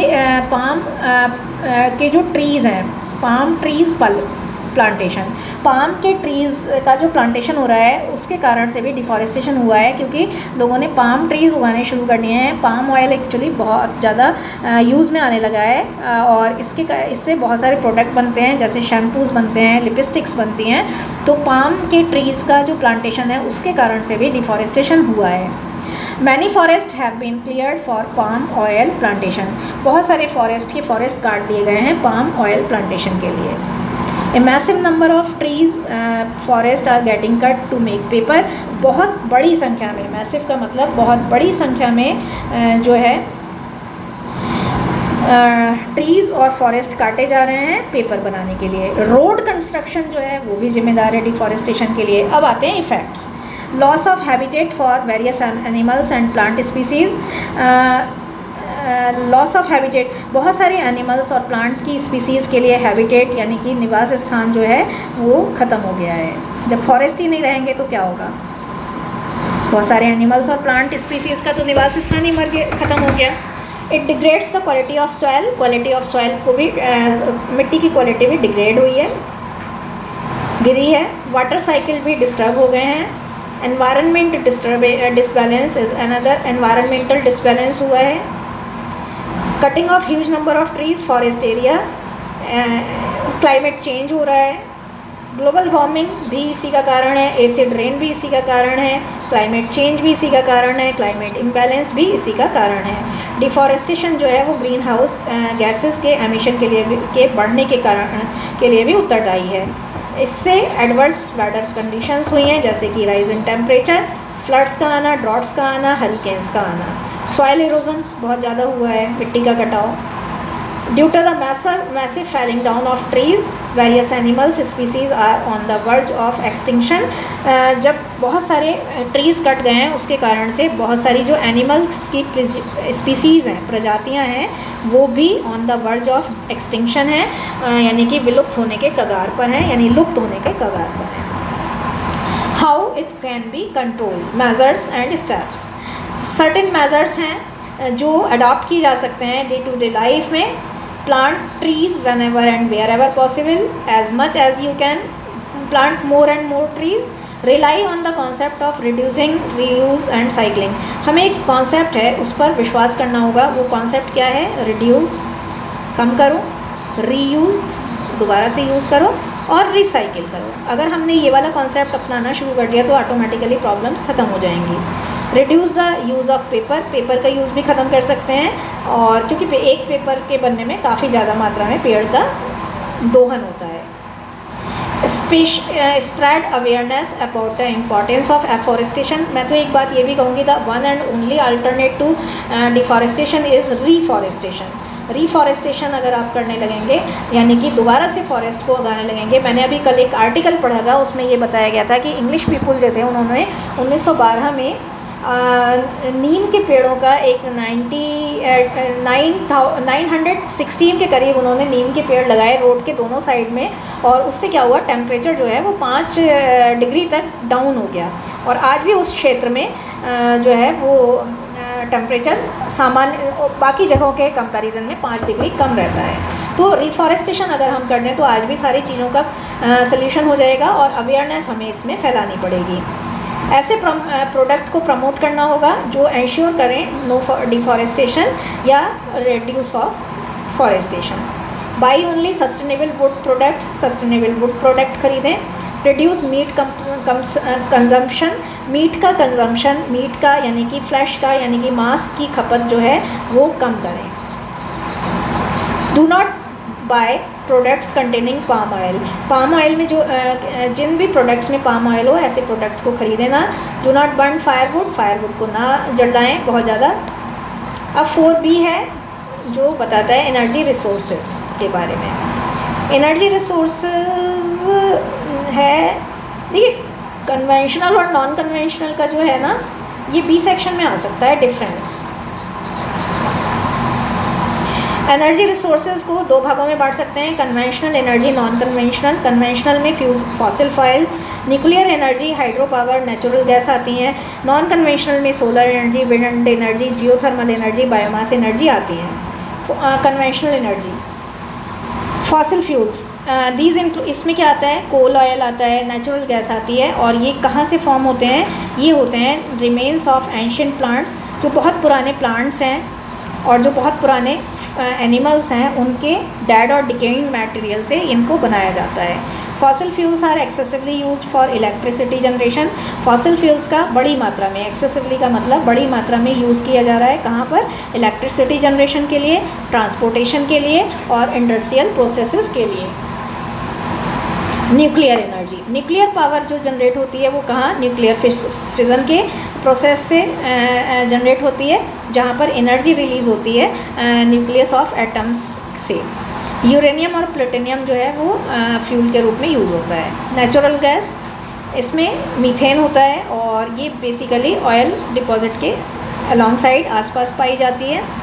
इसको हीटिंग के लिए, कुकिंग के लिए, इलेक्ट्रिसिटी जनरेशन के लिए, और आजकल तो इसको आप जानते ही हैं व्हीकल्स के फ्यूल यानी ईंधन के रूप में भी यूज़ करा जाने लगा है। नॉन कन्वेंशनल एनर्जी में सोलर एनर्जी है।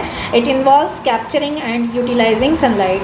सोलर एनर्जी बड़ी काम की चीज़ है। इसमें क्या होता है कि हम सनलाइट को कैप्चर करते हैं, बंदी बनाते हैं और उसी को यूटिलाइज़ करते हैं, उसी का यूज़ करते हैं। टू इलेक्ट्रिसिटी प्रोड्यूस करने के लिए कैसे हम इसमें कैसे करते हैं, पीवी पैनल्स के माध्यम से, यानी सोलर फोटो वोल्टेइक के माध्यम से। अगर आपको ना याद रहे तो आप पीवी पैनल्स के माध्यम से, तो फिर से देख लीजिए सोलर एनर्जी क्या है। इसमें हम पीवी पैनल्स के माध्यम से इलेक्ट्रिसिटी को प्रोड्यूस करते हैं, और इसमें इलेक्ट्रिसिटी को प्रोड्यूस कैसे करते हैं, सनलाइट को कैप्चर और यूटिलाइज करके। सोलर एनर्जी एब्यूंडेंट है, एब्यूंडेंट का मतलब प्रचुर मात्रा में है, यानी सफिशिएंट है, और रिन्यूएबल भी है। Wind energy, wind turbines capture the kinetic energy. Wind turbines जो होती हैं वो काइनेटिक एनर्जी को ऑफ द विंड की काइनेटिक एनर्जी को कैप्चर करती हैं और इसे कन्वर्ट करती हैं इलेक्ट्रिसिटी में। विंड एनर्जी का कहाँ यूज़ होता है, जनरेशन, इलेक्ट्रिसिटी जनरेट करने के लिए, वाटर पंप करने के लिए, विंड सर्फिंग के लिए, लैंड सर्फिंग के लिए, और reducing carbon footprint, milling grains के अनाज को पीसने के लिए, अनाज को माइल करने के लिए, पीसने के लिए। बायोमास एनर्जी की बात करें, biomass refers to organic matter such as crop residues, wood and animal waste. It can be burnt directly to produce heat and converted into biomass, biogas or biofuels for electricity or transportation. Difference इस बार के लिए भी important है। Conventional energy are generally obtained from the earth crust, earth की परत से, अर्थ की सतह से ये जनरेट होती है, और ये जो है वो एनवायरनमेंट में ही प्रेजेंट रहती हैं। कन्वेंशनल एनर्जी सोर्सेज ज़्यादातर पॉल्यूट करते हैं एनवायरनमेंट को और ग्लोबल वार्मिंग को जन्म देते हैं। ये पॉल्यूट नहीं करते, इको फ्रेंडली होते हैं और एनवायरनमेंट फ्रेंडली होते हैं। कन्वेंशनल सोर्स जो है वो हाई एनर्जी डेंसिटी रखते हैं, जबकि इनमें डेंसिटी जो है वो लेस होती है, घनत्व। कन्वेंशनल एनर्जी जो सोर्सेज जो है वो एक दिन ख़त्म हो जाएंगे। एग्जॉस्ट का मतलब एंड भी कर सकते हैं, फिनिश भी कर सकते हैं, ये एक दिन समाप्त हो जाएंगे। ये एग्जॉस्ट नहीं होंगे क्योंकि ये रिन्यूएबल है, ये लिमिटेड मात्रा में है, ये अबंडेंट है, यानी प्रचुर मात्रा में अवेलेबल है। 5A पर आते हैं, major emission from transportation activities. Vehicles जो है वो पॉल्यूटेंट्स को एमिट करते हैं, निकालते हैं, जो कौन से हैं, कार्बन डाइऑक्साइड यानी CO2 को, नाइट्रोजन ऑक्साइड यानी NOx को, पार्टिकुलेट मैटर को एमिट करते हैं, PM जिसे बोलते हैं, और वोलेटाइल ऑर्गेनिक कंपाउंड्स यानी VOCs को एमिट करते हैं। Causes of transportation activities, over population, a rapid, अब आपको पता ही है कि जो है पॉपुलेशन की जो इतनी रैपिड इंक्रीज़ हुई है, इतनी तेज़ी से जो बढ़ोतरी हुई है, आपको पता है आज देश हमारा जो है वो नंबर 1 पर है जनसंख्या के पॉइंट ऑफ व्यू से globally.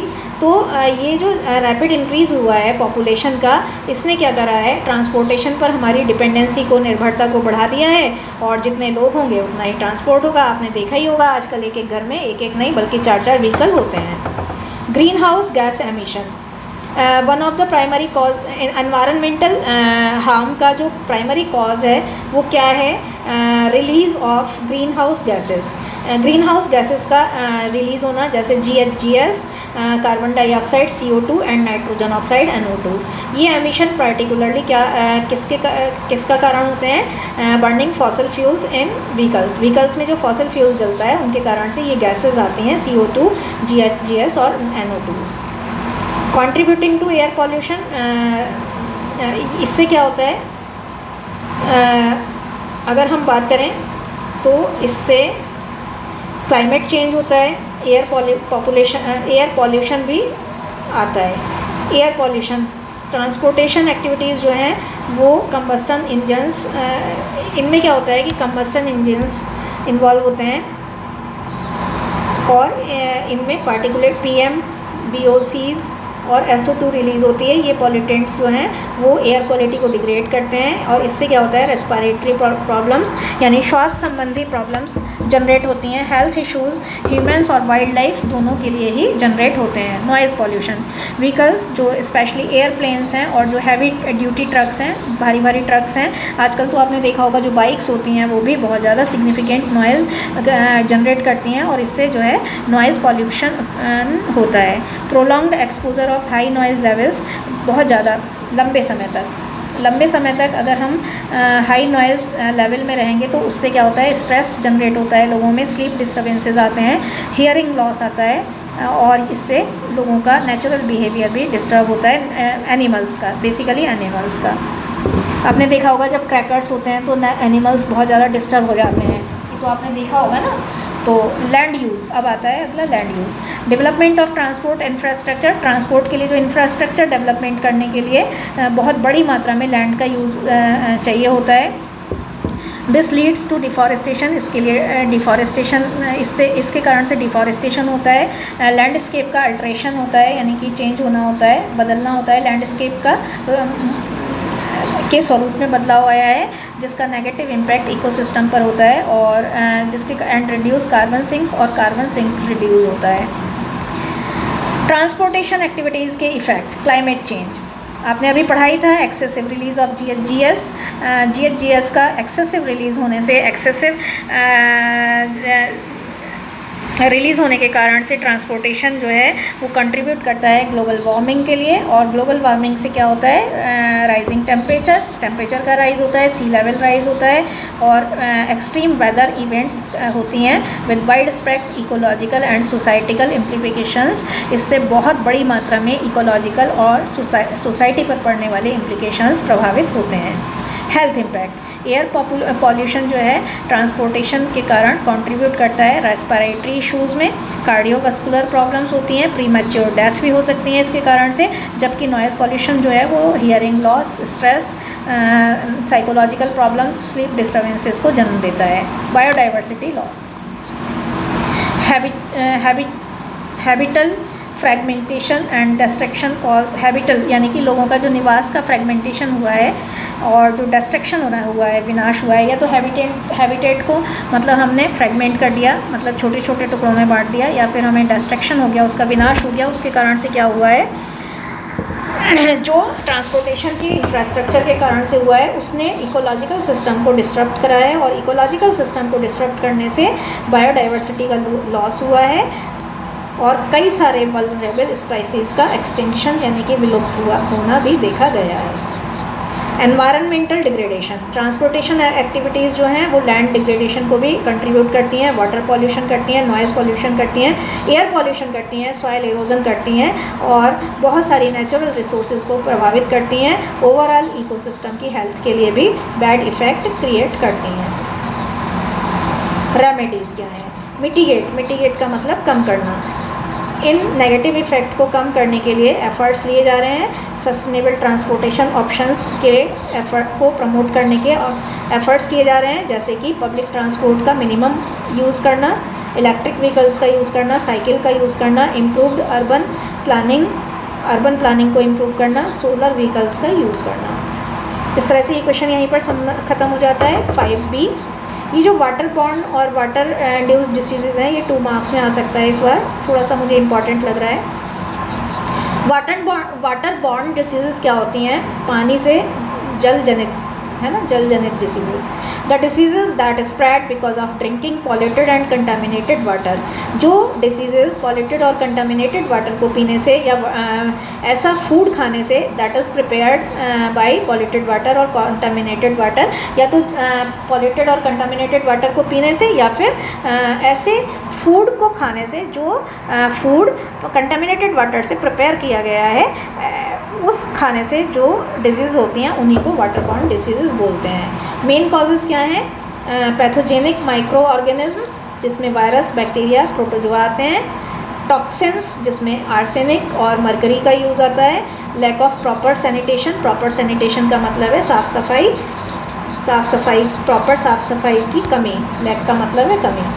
Live stock waste when reaches water bodies, livestock waste जब वाटर बॉडीज़ में पहुंचता है तब।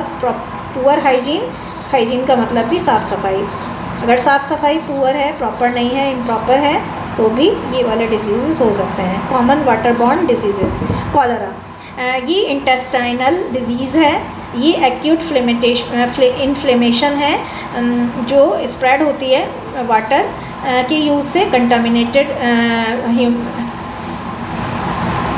Through the water contaminated by human waste. ये एक इंटेस्टाइनल डिजीज़ है। इंटेस्टाइन को इसमें जो है ना, जो हमारी इंटेस्टाइन होती हैं, जो आंतें होती हैं, उनमें प्रॉब्लम होती है। एक्यूट इन्फ्लेमेशन है जो फैलता है थ्रू द वाटर के माध्यम से, कंटामिनेटेड बाय ह्यूमन वेस्ट। और जो वाटर जो है ह्यूमन वेस्ट से, मान लीजिए जैसे जो मानव मलमूत्र जो है, मानव मलमूत्र के द्वारा जो वाटर कंटामिनेटेड होता है, उसके एक्यूट इन्फ्लेमेशन से ये फैलती हैं। कॉजेज़ क्या हैं? Bacterial infection due to the injection of water contaminated with Vibrio cholerae. ये नाम आप याद रखेंगे, वाइब्रियो कॉलराई। इफ़ेक्ट्स क्या हैं? सीवियर डायरिया हो सकता है, वॉमिटिंग हो सकती है, डिहाइड्रेशन हो सकता है। इसकी रेमेडी यानी इलाज क्या है? Treatment involves oral rehydration. इसमें हम रिहाइड्रेशन करते हैं, यानी बॉडी जो डिहाइड्रेटेड हो जाती है उसे रिहाइड्रेटेड करते हैं। रिहाइड्रेशन थेरेपी यानी कि वाटर में ग्लूकोज डालकर पिला सकते हैं, या वाटर में शुगर और साल्ट डालकर हम पिला सकते हैं। एंटीबायोटिक दिए जाते हैं। वाटर की क्वालिटी को इम्प्रूव किया जाता है। सैनिटेशन यानी साफ़ सफाई को सुधारा जाता है। कंटामिनेशन को प्रिवेंट करने के लिए, प्रदूषण को रोकने के लिए। जार्डियासिस वाटर बॉर्न डिजीज़ है, ये भी काज है इसका। इन्फेक्शन बाय द पैरासाइट, ये जो है पैरासाइट के इन्फेक्शन से होता है। इस पैरासाइट को जियार्डिया लैम्बिलिया कहते हैं, जियार्डिया लैम्बिलिया कहते हैं। कॉमनली ये जो है कंटामिनेटेड वाटर सोर्सेज में पाया जाता है। तो कंटामिनेटेड वाटर सोर्सेज में जो पैरासाइट जियार्डिया लैम्बिलिया पाया जाता है, उसके इन्फेक्शन से उसके द्वारा ये जो डिसीज़ होता है, ये जो इन्फेक्शन होता है, इसके इफ़ेक्ट क्या है? एब्डोमिनियल पेन। एब्डोमिनियल का मतलब है पेट में दर्द, पेट दर्द। डायरिया हो सकता है, ब्लॉटिंग हो सकती है, और वेट लॉस भी हो सकता है। रेमेडी क्या है? ट्रीटमेंट में इसमें मेडिकेशन यानी कि दवा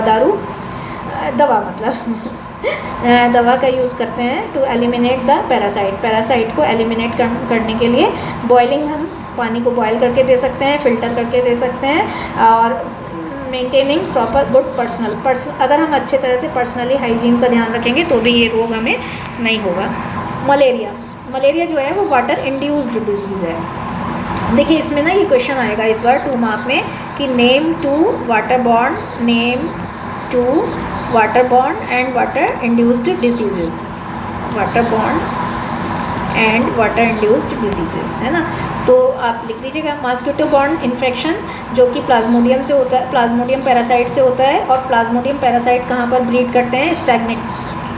स्टैग्नेंट वाटर में। स्टैग्नेंट का मतलब रुके हुए पानी में। इसका इफेक्ट क्या है? हाई फीवर हो सकता है, चिल्स हो सकते हैं, फ्लू लाइक सिम्टम्स हो सकते हैं, एनीमिया हो सकता है। रेमेडी क्या है? प्रिवेंशन मेजर्स में इसमें क्या आता है? ड्रेनिंग स्टैग्नेंट वाटर का ड्रेनिंग कराया जाए, यानी प्रॉपर उनका बहाव कराया जाए। यूजिंग इंसेक्टिसाइड्स का यूज़ करा जाए। इंसेक्टिसाइड्स ट्रीटेड बेड नेट का यूज़ करा जाए, यानी कि ये जो मॉस्किटो नेट होती है उसको लगाकर सोया जाए। मच्छरदानी, बेड नेट का मतलब है मच्छरदानी, ठीक है, मच्छरदानी का यूज़ करा जाए। और ये है इंडोर रिसाइडियल स्प्रेइंग, हम रेजिडेंस में स्प्रेइंग भी करा सकते हैं। एडमिनिस्ट्रिंग एंटी मलेरियल ड्रग्स भी हम दे सकते हैं।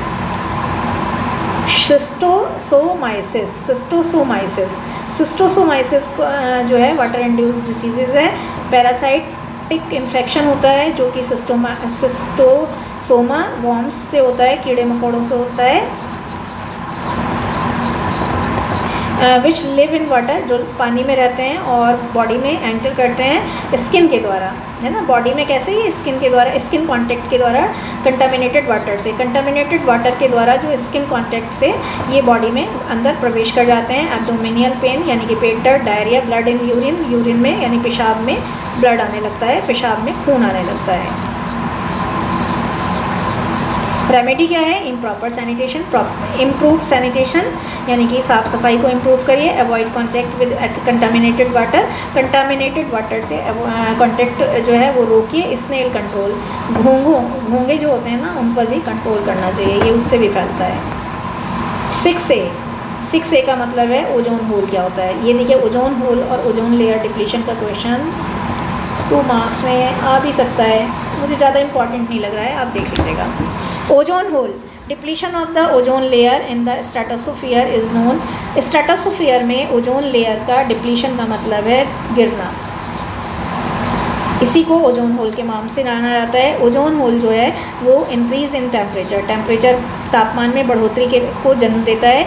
ओजोन होल केमिकल रिलीज़ होने से होता है। जो केमिकल कहाँ से रिलीज़ होते हैं? रेफ्रिजरेटर से, एयर कंडीशनर से रिलीज़ होते हैं और ऐसे केमिकल्स को CFC कहा जाता है। तो CFC के रिलीज़ होने से, CFC के रेफ्रिजरेटर्स और एयर कंडीशनर द्वारा रिलीज़ होने से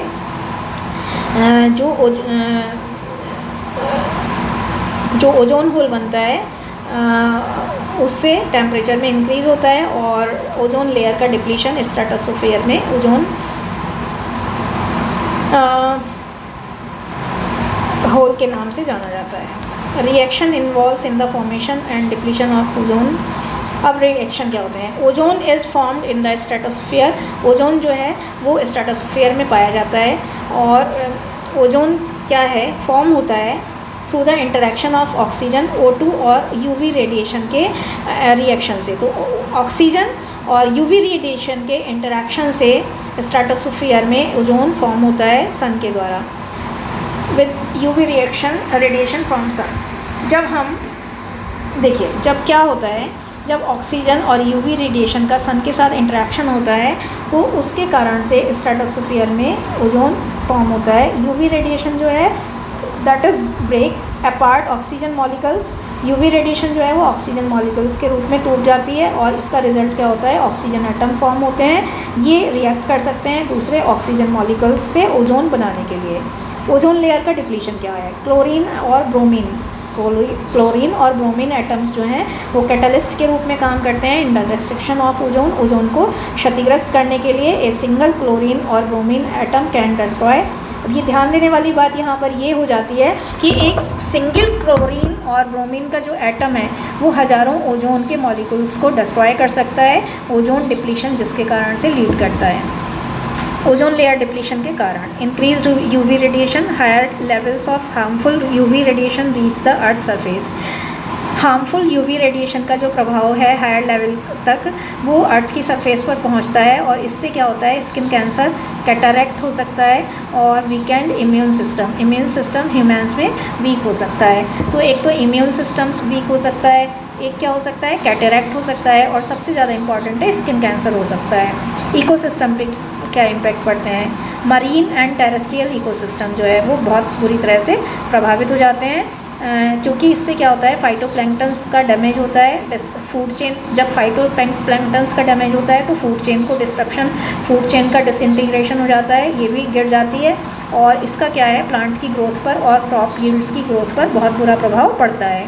अगला आता है हमारा एनवायरनमेंटल कॉन्सिक्वेंसेस। एनवायरनमेंटल क्या कॉन्सिक्वेंसेस होते हैं? ओजोन डिप्लीशन जो है वो क्लाइमेट चेंज को कंट्रीब्यूट करती है और जियो केमिकल जो साइकिल्स हैं उनको भी डिस्टर्ब करती है। How to control ozone layer depletion?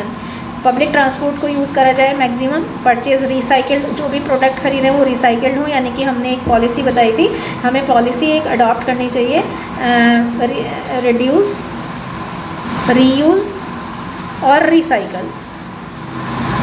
ठीक है। कंजर्व एंड सेव इलेक्ट्रिसिटी को जितना कंजर्व कर सकते हैं, सेव कर सकते हैं वो करें। रेफ्रिजरेटर्स और एयर कंडीशनर्स जो CFCs यूज़ नहीं करते हैं as a refrigerant can be use. Refrigerators और ACs जो CFCs को रेफ्रिजरेंट के रूप में यूज़ नहीं करते, ऐसे रेफ्रिजरेटर्स को यूज़ कर सकते हैं। प्रेफरेंस हम उनको दे सकते हैं, एरोसोल्स को प्रेफरेंस दे सकते हैं जिनमें HCFCs नहीं होते हैं। पब्लिक अवेयरनेस स्प्रेड करनी होगी काज के बारे में, इम्पैक्ट के बारे में और कंट्रोलिंग मेजर्स के बारे में ओजोन लेयर को जो डिप्लीट करते हैं। वाइल रिपेयरिंग एयर कंडीशनर्स, जब एयर कंडीशनर की रिपेयर कराई जाए और रेफ्रिजरेटर्स की रिपेयर कराई जाए तो care should be taken by transferring the refrigerant to a cycling machine rather than exposing it to the atmosphere. तो हमारी ये कोशिश रहनी चाहिए कि हम जो रेफ्रिजरेंट हैं उनका ट्रांसफ़र रिसाइकलिंग मशीन में करें, ना कि इन्हें एटमॉस्फेयर में एक्सपोज होने दें। 6b ग्रीन हाउस इफ़ेक्ट क्या है, 4 ग्रीन हाउस गैसेज। ये क्वेश्चन 2 मार्क्स में आ सकता है। इस पर ग्रीन हाउस इफ़ेक्ट क्या है? Green house effect is the way in which heat is trapped close to the earth surface. इसमें क्या होता है, हीट जो है वो अर्थ की सरफेस में ट्रैप हो जाती है ग्रीन हाउस गैसेस के द्वारा। इन अदर वर्ड्स हम ये कह सकते हैं कि ग्रीन हाउस इफ़ेक्ट एक ऐसी प्रोसेस है जो घटित होती है जब गैसेस एटमॉस्फेयर में, अर्थ के एटमॉस्फेयर में ट्रैप हो जाती हैं, ट्रैप कर लेती हैं सन की हीट को। तो गैसेस जब अर्थ के एटमॉस्फेयर में पहुंचकर सन की हीट को ट्रैप कर लेती हैं तो जो हमारा क्या होता है तब ग्रीन हाउस इफ़ेक्ट होता है। 4 ग्रीन हाउस गैसेस कौन कौन सी हैं? कार्बन डाइऑक्साइड CO2, मीथेन है, नाइट्रस ऑक्साइड NO2 है, इंडस्ट्रियल गैसेस हाइड्रोफ्लोरोकार्बस HFCs और ये वाली PFCs SF6 और NF3 है। Causes of green house effect, burning of fossil fuels, ये बहुत इंपॉर्टेंट है, अलग से आ सकता है।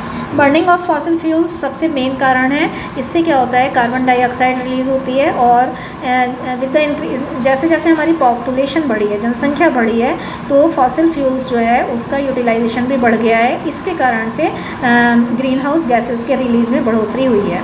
डिफॉरेस्टेशन, प्लांट्स और ट्रीज़ जो हैं वो कार्बन डाइऑक्साइड को ले लेते हैं और क्या छोड़ते हैं, ऑक्सीजन छोड़ते हैं, निकालते हैं। लेकिन जब ज़्यादा ट्रीज़ का और फॉरेस्ट का कट हो गया तो रिमार्केबल इंक्रीज़ हुआ काय में, ग्रीन हाउस गैसेस में, जिससे अर्थ का टेम्परेचर बढ़ गया। फार्मिंग, नाइट्रस ऑक्साइड जो है वो फर्टिलाइज़र्स के रूप में यूज़ होता है। तो नाइट्रस ऑक्साइड जो कि हमारे फर्टिलाइज़र्स में यूज़ होता है, ये भी एक बहुत बड़ा कंट्रीब्यूटर है ग्रीन हाउस इफ़ेक्ट क्रिएट करने में। Effects of green house effect, global warming तो है ही, ग्लोबल वार्मिंग जो है वो ग्रीन हाउस इफ़ेक्ट के कारण ही होता है। सनलाइट जो है वो अर्थ की सरफेस पर पहुंचती है और इसे गर्म कर देती है। हीटेड अर्थ जो है वो इंफ्रारेड रेडिएशन को बैक करती है, दोबारा वापस भेजती है एटमॉस्फेयर में। इस कारण से जो है ग्लोबल वार्मिंग क्रिएट होता है। Depletion of ozone layer, ozone layer का डिप्लीशन जो है, ओजोन लेयर जो है प्रोटेक्ट करती है अर्थ को हार्मफुल UV रेज से जो कि सन से निकलती हैं। It is found in the upper regions in the atmosphere, ये स्ट्रेटोस्फीयर के अपर रीजन में होती हैं। लेकिन ओजोन लेयर के डिप्लीशन से क्या होता है, हार्मफुल UV रेज जो है वो अर्थ की सरफेस में घुस जाती हैं, क्योंकि अब वहाँ से तो प्रोटेक्ट नहीं हो रही हैं। तो इससे क्या है, स्किन कैंसर होता है और क्लाइमेट भी ड्रास्टिकली, माने भयंकर रूप से, ड्रास्टिकली का मतलब है भयंकर रूप से, ये भी क्लाइमेट भी बदल रही है। तो क्लाइमेट चेंज आ रहा है या एडवर्स क्लाइमेट इफ़ेक्ट्स आ रहे हैं। Major cause of this phenomena का मतलब ये जो घटना है पूरी, ये जो पूरा घटनाक्रम है, इससे क्या है, accumulation of natural green house gases. इससे ग्रीन हाउस गैसेस का नेचुरल ग्रीन हाउस गैसेस का एक्यूमुलेशन होता है, जिसमें CF ये वाली गैस है एंड कार्बन डाइऑक्साइड, मीथेन है। Smog and air pollution, in general जो है स्मॉग जो है हमारा, वो भी जनरली क्यों होता है, वो भी generally more green house gases के एक्यूमुलेशन के कारण होता है, जिसमें नाइट्रोजन और सल्फर ऑक्साइड्स हैं। एसिडिफिकेशन ऑफ वाटर बॉडीज़ का एसिडिफिकेशन यानी एसिड रेन होती है। Increase in the total amount of green house gases in the air, जैसे जैसे एयर में ग्रीन हाउस गैसेज बढ़ती जाती हैं, उनकी मात्रा बढ़ती जाती है, वैसे वैसे क्या होता है, वर्ल्ड का वाटर बॉडीज़ एसिडिक होती जाती हैं। ग्रीन हाउस गैसेज जो हैं वो रेन वाटर में मिल जाती हैं और रेन वाटर में मिलकर वो क्या करती हैं, एसिड रेन के रूप में उनका वो बरसती हैं। रेमेडीज़ क्या है, रेमेडीज़ हमें ध्यान देना होगा। प्रिवेंशन मेजर्स क्या हैं, या फिर हम यहाँ लिख सकते हैं स्विच टू ए मैनुअल और इलेक्ट्रिकल व्हीकल। हमें मैनुअल या इलेक्ट्रिक व्हीकल या सोलर व्हीकल्स पर स्विच करना होगा, इससे गैस तो बचेगी ही और पॉल्यूशन भी कम फैलेगा। Compost left over foods, vegetables and waste, जो भी हमारा बचा खुचा, लेफ्ट ओवर का मतलब है बचा खुचा, जो हमारे बचे हुए फूड्स हैं, वेजिटेबल्स हैं और वेस्ट हैं, उनको कंपोस्ट करना होगा। Plant your own vegetable garden, आप अपना खुद का वेजिटेबल गार्डन बना सकते हैं, इससे ग्रीनरी भी होगी और आपको जो है पेस्टिसाइड से फ्री वेजिटेबल्स ताज़ी खाने को मिलेंगी। लोकल प्रोडक्ट्स को खरीदते समय आपको ये ध्यान देना होगा टू रिड्यूस फ्यूल, हाँ लोकल प्रोडक्ट्स को खरीदिए, मार्केट में जो लोकल प्रोडक्ट्स हैं उन्हें खरीदिए। इससे क्या होगा, ट्रांसपोर्टेशन में गुड्स को, सामानों को लाने में जो ट्रांसपोर्टेशन में फ्यूल यूज़ होता है वो बचेगा। Recycle as much as is possible, फिर मैंने वो बताया था कि आपको क्या आदर्श का पालन करना है, reduce, reuse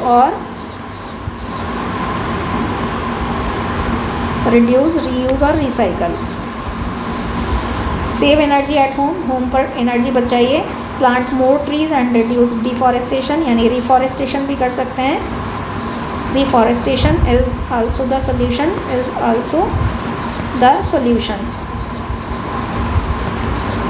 conservation of energy, energy का कंजर्वेशन भी एक मेथड है ग्रीन हाउस गैसेस का एमिशन कम करने के लिए। 7A, हम लास्ट क्वेश्चन की तरफ बढ़ रहे हैं। NGOs, what is an NGO, ये 2 मार्क्स में आ सकता है। एनजीओ का मतलब है non government organisations. NGO non profit organisation होते हैं, वॉलंटरी ग्रुप होता है, या वॉलंटरी कोई भी व्यक्ति अगर अपनी इच्छा से, स्वैच्छिक, वॉलंटरी का मतलब है स्वैच्छिक, अगर कोई भी ग्रुप या कोई भी संस्था या कोई भी ऑर्गेनाइजेशन स्वैच्छिक काम करना चाहती है एक स्पेसिफिक सोशल मिशन लेकर, एक विशेष सोशल उद्देश्य लेकर, तो वो अपना एक ग्रुप बना सकती है और उसी को नॉन प्रॉफिट ऑर्गेनाइजेशन, यानी इसमें कोई भी प्रॉफिट जनरेट नहीं होता, जो प्रॉफिट होता भी है उसे संस्था के कामों में ही लगा दिया जाता है। इट ऑपरेट्स इंडिपेंडेंटली, इसमें without the interference of government के इंटरफियरेंस के बिना ये इंडिपेंडेंटली काम करती है, यानी स्वतंत्र रूप से काम करता है। एनजीओज़ जो है बेसिकली कौन सी एक्टिविटीज़ में फोकस करते हैं, हेल्थ और हेल्थ इमरजेंसीज़ में, यानी कि एनजीओज़ का फोकस कहाँ कहाँ होता है, कौन सी एक्टिविटीज़ में होता है, हेल्थ और हेल्थ इमरजेंसीज़ में। एजुकेशन को प्रमोट करने के लिए, वीमेन एम्पावरमेंट को प्रमोट करने के लिए, वीमेन एजुकेशन को प्रमोट करने के लिए, हेल्थ हाइजीन को प्रमोट करने के लिए, इंफ्रास्ट्रक्चर को डेवलप करने के लिए, अच्छे इंफ्रास्ट्रक्चर को, इको फ्रेंडली इंफ्रास्ट्रक्चर को डेवलप करने के लिए ये एनजीओज़ डेवलप हो सकते हैं। Advocacy on minority rights, minority के राइट्स की एडवोकेसी करने के लिए, वकालत करने के लिए। सपोर्ट ऑफ द पुअर और नीडीज़ का, डाउन ट्रोडन लोगों का, डाउन ट्रोडन जो कुचले हुए लोग हैं, मार्जिनलाइज्ड सोसाइटी है, मार्जिनलाइज्ड सेक्शन है, उसको सपोर्ट करने के लिए हो सकते हैं। रिडक्शन ऑफ क्राइम रेट, यानी अपराध के कमी के लिए हो सकते हैं। एनवायरनमेंटल प्रोटेक्शन के लिए डेफिनेटली हो सकते हैं। ह्यूमन राइट्स के एडवोकेसी के लिए हो सकते हैं। 2 तरह के एनजीओज़ होते हैं बेसिकली, ऑपरेशनल एनजीओ और एडवोकेसी एनजीओ। ऑपरेशनल एनजीओज़ जो होते हैं फोकस करते हैं डिज़ाइन और इम्प्लीमेंटेशन ऑफ डेवलपमेंट प्रोजेक्ट। ये बेसिकली डेवलपमेंट प्रोजेक्ट्स को डिज़ाइन करते हैं, इम्प्लीमेंट का मतलब लागू कराते हैं। और एडवोकेसी एनजीओ क्या होते हैं, विच डिफेंड और promote a specify cause and seek to influence public policy. ये बेसिकली क्या करते हैं, ये किसी एक स्पेसिफिक काज को प्रमोट करते हैं और डिफेंड, उनकी सुरक्षा करते हैं। जैसे कि आपका चाइल्ड क्राइम है सॉरी जैसे कि चाइल्ड क्राइम है उसको डिफेंड करेंगे, चाइल्ड लेबर को डिफेंड करेंगे, और ये है पब्लिक पॉलिसी को इन्फ्लुएंस करते हैं। किस तरह से हम एक एनजीओ को फॉर्म कर सकते हैं, एनी ग्रुप ऑफ पीपल में फॉर्म एन एनजीओ। कुछ लोगों, कितनी भी मात्रा में लोगों का ग्रुप जो है वो एनजीओ बना सकता है विदाउट गवर्नमेंट अप्रूवल और इन्वॉल्वमेंट। हालांकि बाद में अप्रूवल की तो ज़रूरत नहीं होती, लेकिन बाद में इसको रजिस्टर कराया जा सकता है। सम एनजीओज़ इन इंडिया, कुछ प्रोमिनेंट एनजीओज़ का नाम गिनाना चाहूँगी। हेल्पेज इंडिया है, गूंज है, स्माइल फाउंडेशन है, प्रथम है, क्राई यानी चाइल्ड राइट्स एंड यू नन्ही कली। इस तरह से ये कुछ एनजीओज़ हैं जो प्रोमिनेंट रोल प्ले कर रहे हैं डिफरेंट सेक्टर्स में।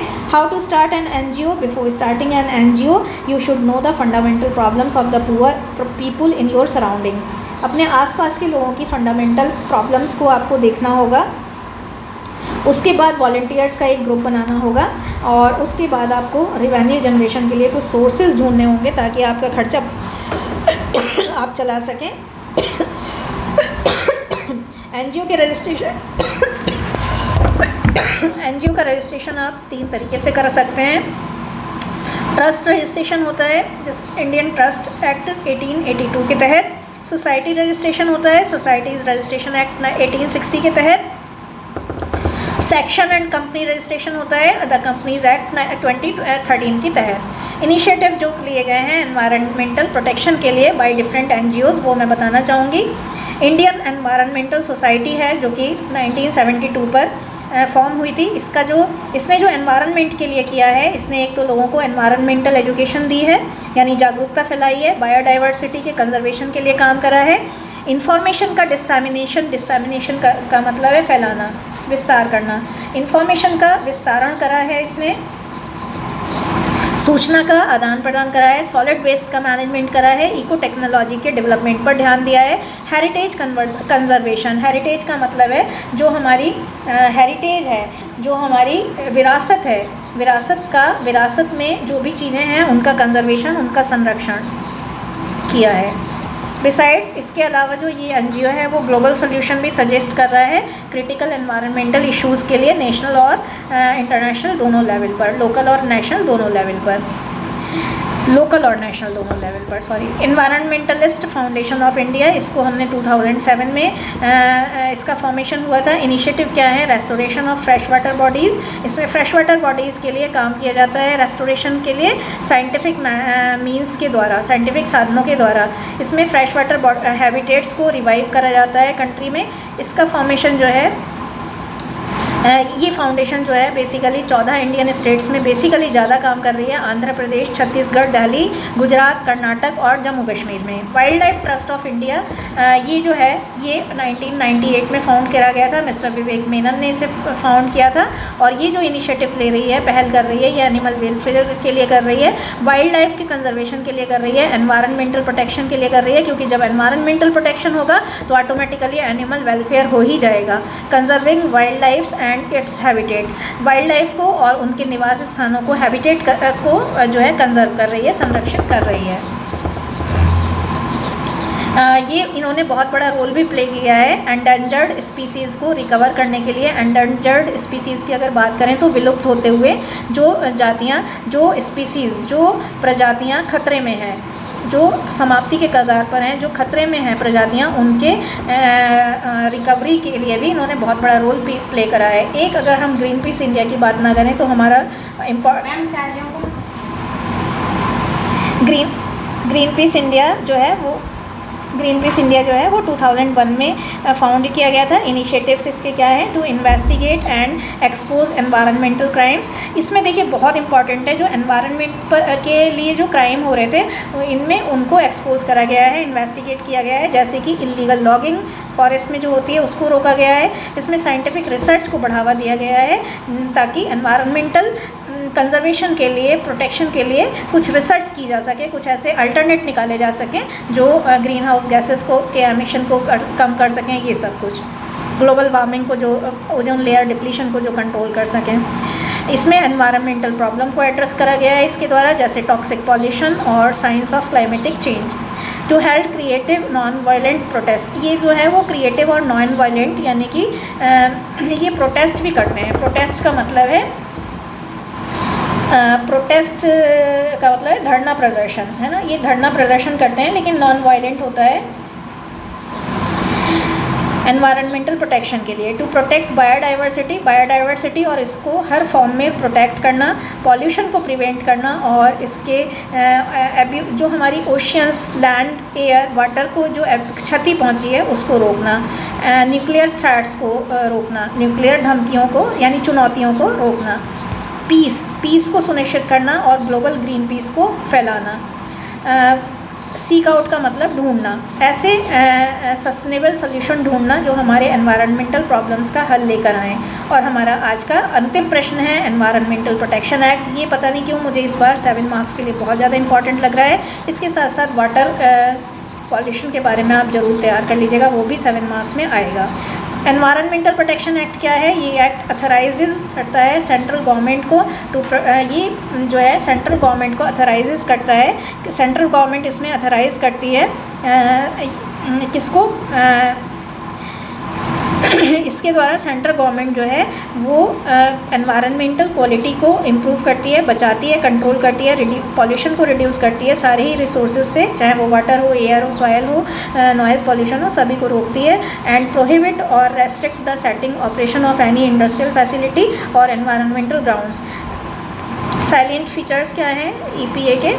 एम्पावर द सेंट्रल गवर्नमेंट को एम्पावर करना, मजबूत करना, EPA कब आया था ये आप ध्यान रखिएगा। EPA जो है वो इंट्रोड्यूस कराया गया था भोपाल गैस ट्रेजेडी के दौरान, और इस दौरान हमारे जो प्राइम मिनिस्टर थे वो मिस्टर राजीव गांधी थे। To plan and execute a national wide programme, nation wide programme को प्लान करना, एग्जीक्यूट करना, किसके लिए? प्रिवेंशन, कंट्रोल और अबैटमेंट का मतलब है कम करने के लिए। एनवायरमेंटल प्रोटेक्शन, एनवायरमेंटल प्रोटेक्शन को कम करने, प्रिवेंशन और कंट्रोल के लिए नेशन वाइड पॉलिसी और प्रोग्राम को एग्जीक्यूट करना, बनाना। To lay down standard, standard को ले डाउन करना, किसके लिए? एनवायरनमेंट की क्वालिटी को सुधारने के लिए और इसके वेरियस एस्पेक्ट को सुधारने के लिए। एनवायरनमेंट की क्वालिटी को और एनवायरनमेंट के वेरियस एस्पेक्ट को सुधारने के लिए। To lay down standard for emission और डिस्चार्ज ऑफ एनवायरनमेंटल पॉल्यूटेंट्स, बहुत सारे जो एनवायरनमेंटल पॉल्यूटेंट्स हैं उनके डिस्चार्ज और एमिशन को रोकने के लिए स्टैंडर्ड बनाना। Establish environmental laboratories, environmental laboratories प्रयोगशालाएँ स्थापित करना। To prohibit the use of hazardous material, हानिकारक, हैजार्डस का मतलब है हानिकारक मटेरियल को प्रोहिबिट करना, जब तक कि पहले से परमिशन ना ले ली गई हो सेंट्रल गवर्नमेंट से। अब आते हैं role of various acts introduced for protection of environment. Wildlife protection act 1972 की बात करें तो to protect and conserve India's diverse wildlife, इसमें क्या है? इंडिया की विभिन्न वाइल्ड लाइफ को प्रोटेक्ट और कंजर्व करने के लिए ये बनाया गया है। सेफ गार्ड करने के लिए बनाया गया है थ्रेटेंड स्पाइसीज़ को, जो खतरे में हैं स्पीसीज़, खतरे में जो प्रजातियां हैं उनको सेफ गार्ड करने के लिए बनाया गया है। To preserve the habitats of wild animals, wild animals के हैबिटेट्स को प्रिजर्व करने के लिए, चाहे वो टेरेस्ट्रियल हो या एक्वेटिक हो। टू रेगुलेट ह्यूमन इंटरेक्शन जो है या ह्यूमन इंटरफियरेंस जो है, इसमें दोनों चीज़ें आप लिख सकते हैं। इंटरवेंशन, ह्यूमन इंटरवेंशन को वाइल्ड लाइफ के साथ जो छेड़खानी कर रहा है ह्यूमन, उसको रेगुलेट करने के लिए। अब आता है द वाटर एक्ट 1974, ये ज़रूर आप याद रखिएगा, ये बहुत इंपॉर्टेंट है। To prevent and control water pollution, to regulate and manage water resources, to promote sustainable water management practices. ये एक्ट इस्टेब्लिश करता है रेगुलेटरी बॉडीज़ जैसे कि CPCB और SPCB।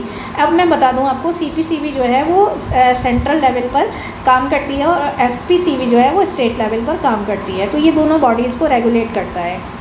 तो CPCB जो है वो सेंट्रल लेवल पर रेगुलेशन करती है या प्रिवेंशन कंट्रोलिंग पर ध्यान देती है, और SPCB जो है वो स्टेट लेवल पर अपने नागरिकों के को देखती है, उनको ऑब्जर्व करती है। एयर एक्ट 1981, ये 2 मार्क्स में आ सकता है।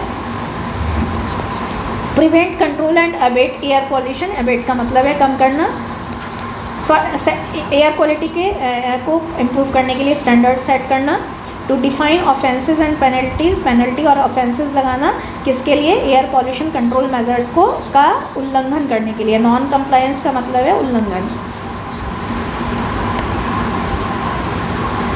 इन्फ्रिंज में, चलिए यही ब्रीच कर लेना, breach. The forest act 1980 to safeguard country के फॉरेस्ट और वाइल्ड लाइफ को सेफगार्ड करने के लिए बनाया गया था। रेगुलेट जो डाइवर्जन हो रहा है फॉरेस्ट लैंड का नॉन फॉरेस्ट पर्पसेस के लिए, प्लॉटिंग वगैरह के लिए, उसको रोकने के लिए बनाया गया है। ये एक्ट जो है वो इस्टेब्लिश करता है नेशनल और स्टेट लेवल कमिटीज़ को, जो इवेल्युएट करती हैं प्रपोजल्स फॉरेस्ट लैंड डाइवर्जन के लिए। फॉरेस्ट लैंड का अगर डाइवर्जन हो रहा है तो उसके लिए जो प्रपोजल आया है वो कितना उसको करना सही रहेगा या नहीं सही रहेगा, इसको इवैल्यूएट करती हैं और ये पेनल्टीज़ लगाती हैं अनऑथराइज्ड डाइवर्जन के लिए। तो इस तरह से ये हमारा पेपर था। I hope you would like the video थोड़ी ज़्यादा लंबी हो गई है, कहीं कहीं वॉइस का हो सकता है आपको डाउनफॉल मिला हो, क्योंकि मेरे को बहुत ज़्यादा लंबी वीडियोस बनाने की आदत नहीं है। लेकिन हाँ, इतना ज़रूर कहूँगी कि ये वीडियो अपने आप में बहुत ज़्यादा कीमती है, बहुत ज़्यादा इंपॉर्टेंट है। तो I hope you would like the video. अपने सजेशन बॉक्स में ज़रूर दीजिएगा। बहुत सारे क्वेश्चंस रिपीटिशन में आएंगे, चाहे वो A सेक्शन का क्वेश्चन B सेक्शन में आ जाए, लॉन्ग क्वेश्चन में आ जाए, या फिर जहाँ भी बताया गया है वो ध्यान दीजिएगा। इसके अलावा एक आपको वीडियो और मिलेगा जिसमें मैं पूरा क्वेश्चन पेपर जो अब आने वाला सेमेस्टर एग्ज़ाम है आपका, उसमें जो इंपॉर्टेंट लग रहे हैं वो बनाकर दे दूँगी आपको। इसके अलावा हमारे 1 शॉट वीडियोस हैं ही। तो I hope you would have experienced a very good experience in your examination of EBS. Kindly keep on watching Gateway classes. Thank you so much for watching. Thank you so much for cooperating with me and my videos. Thank you so much.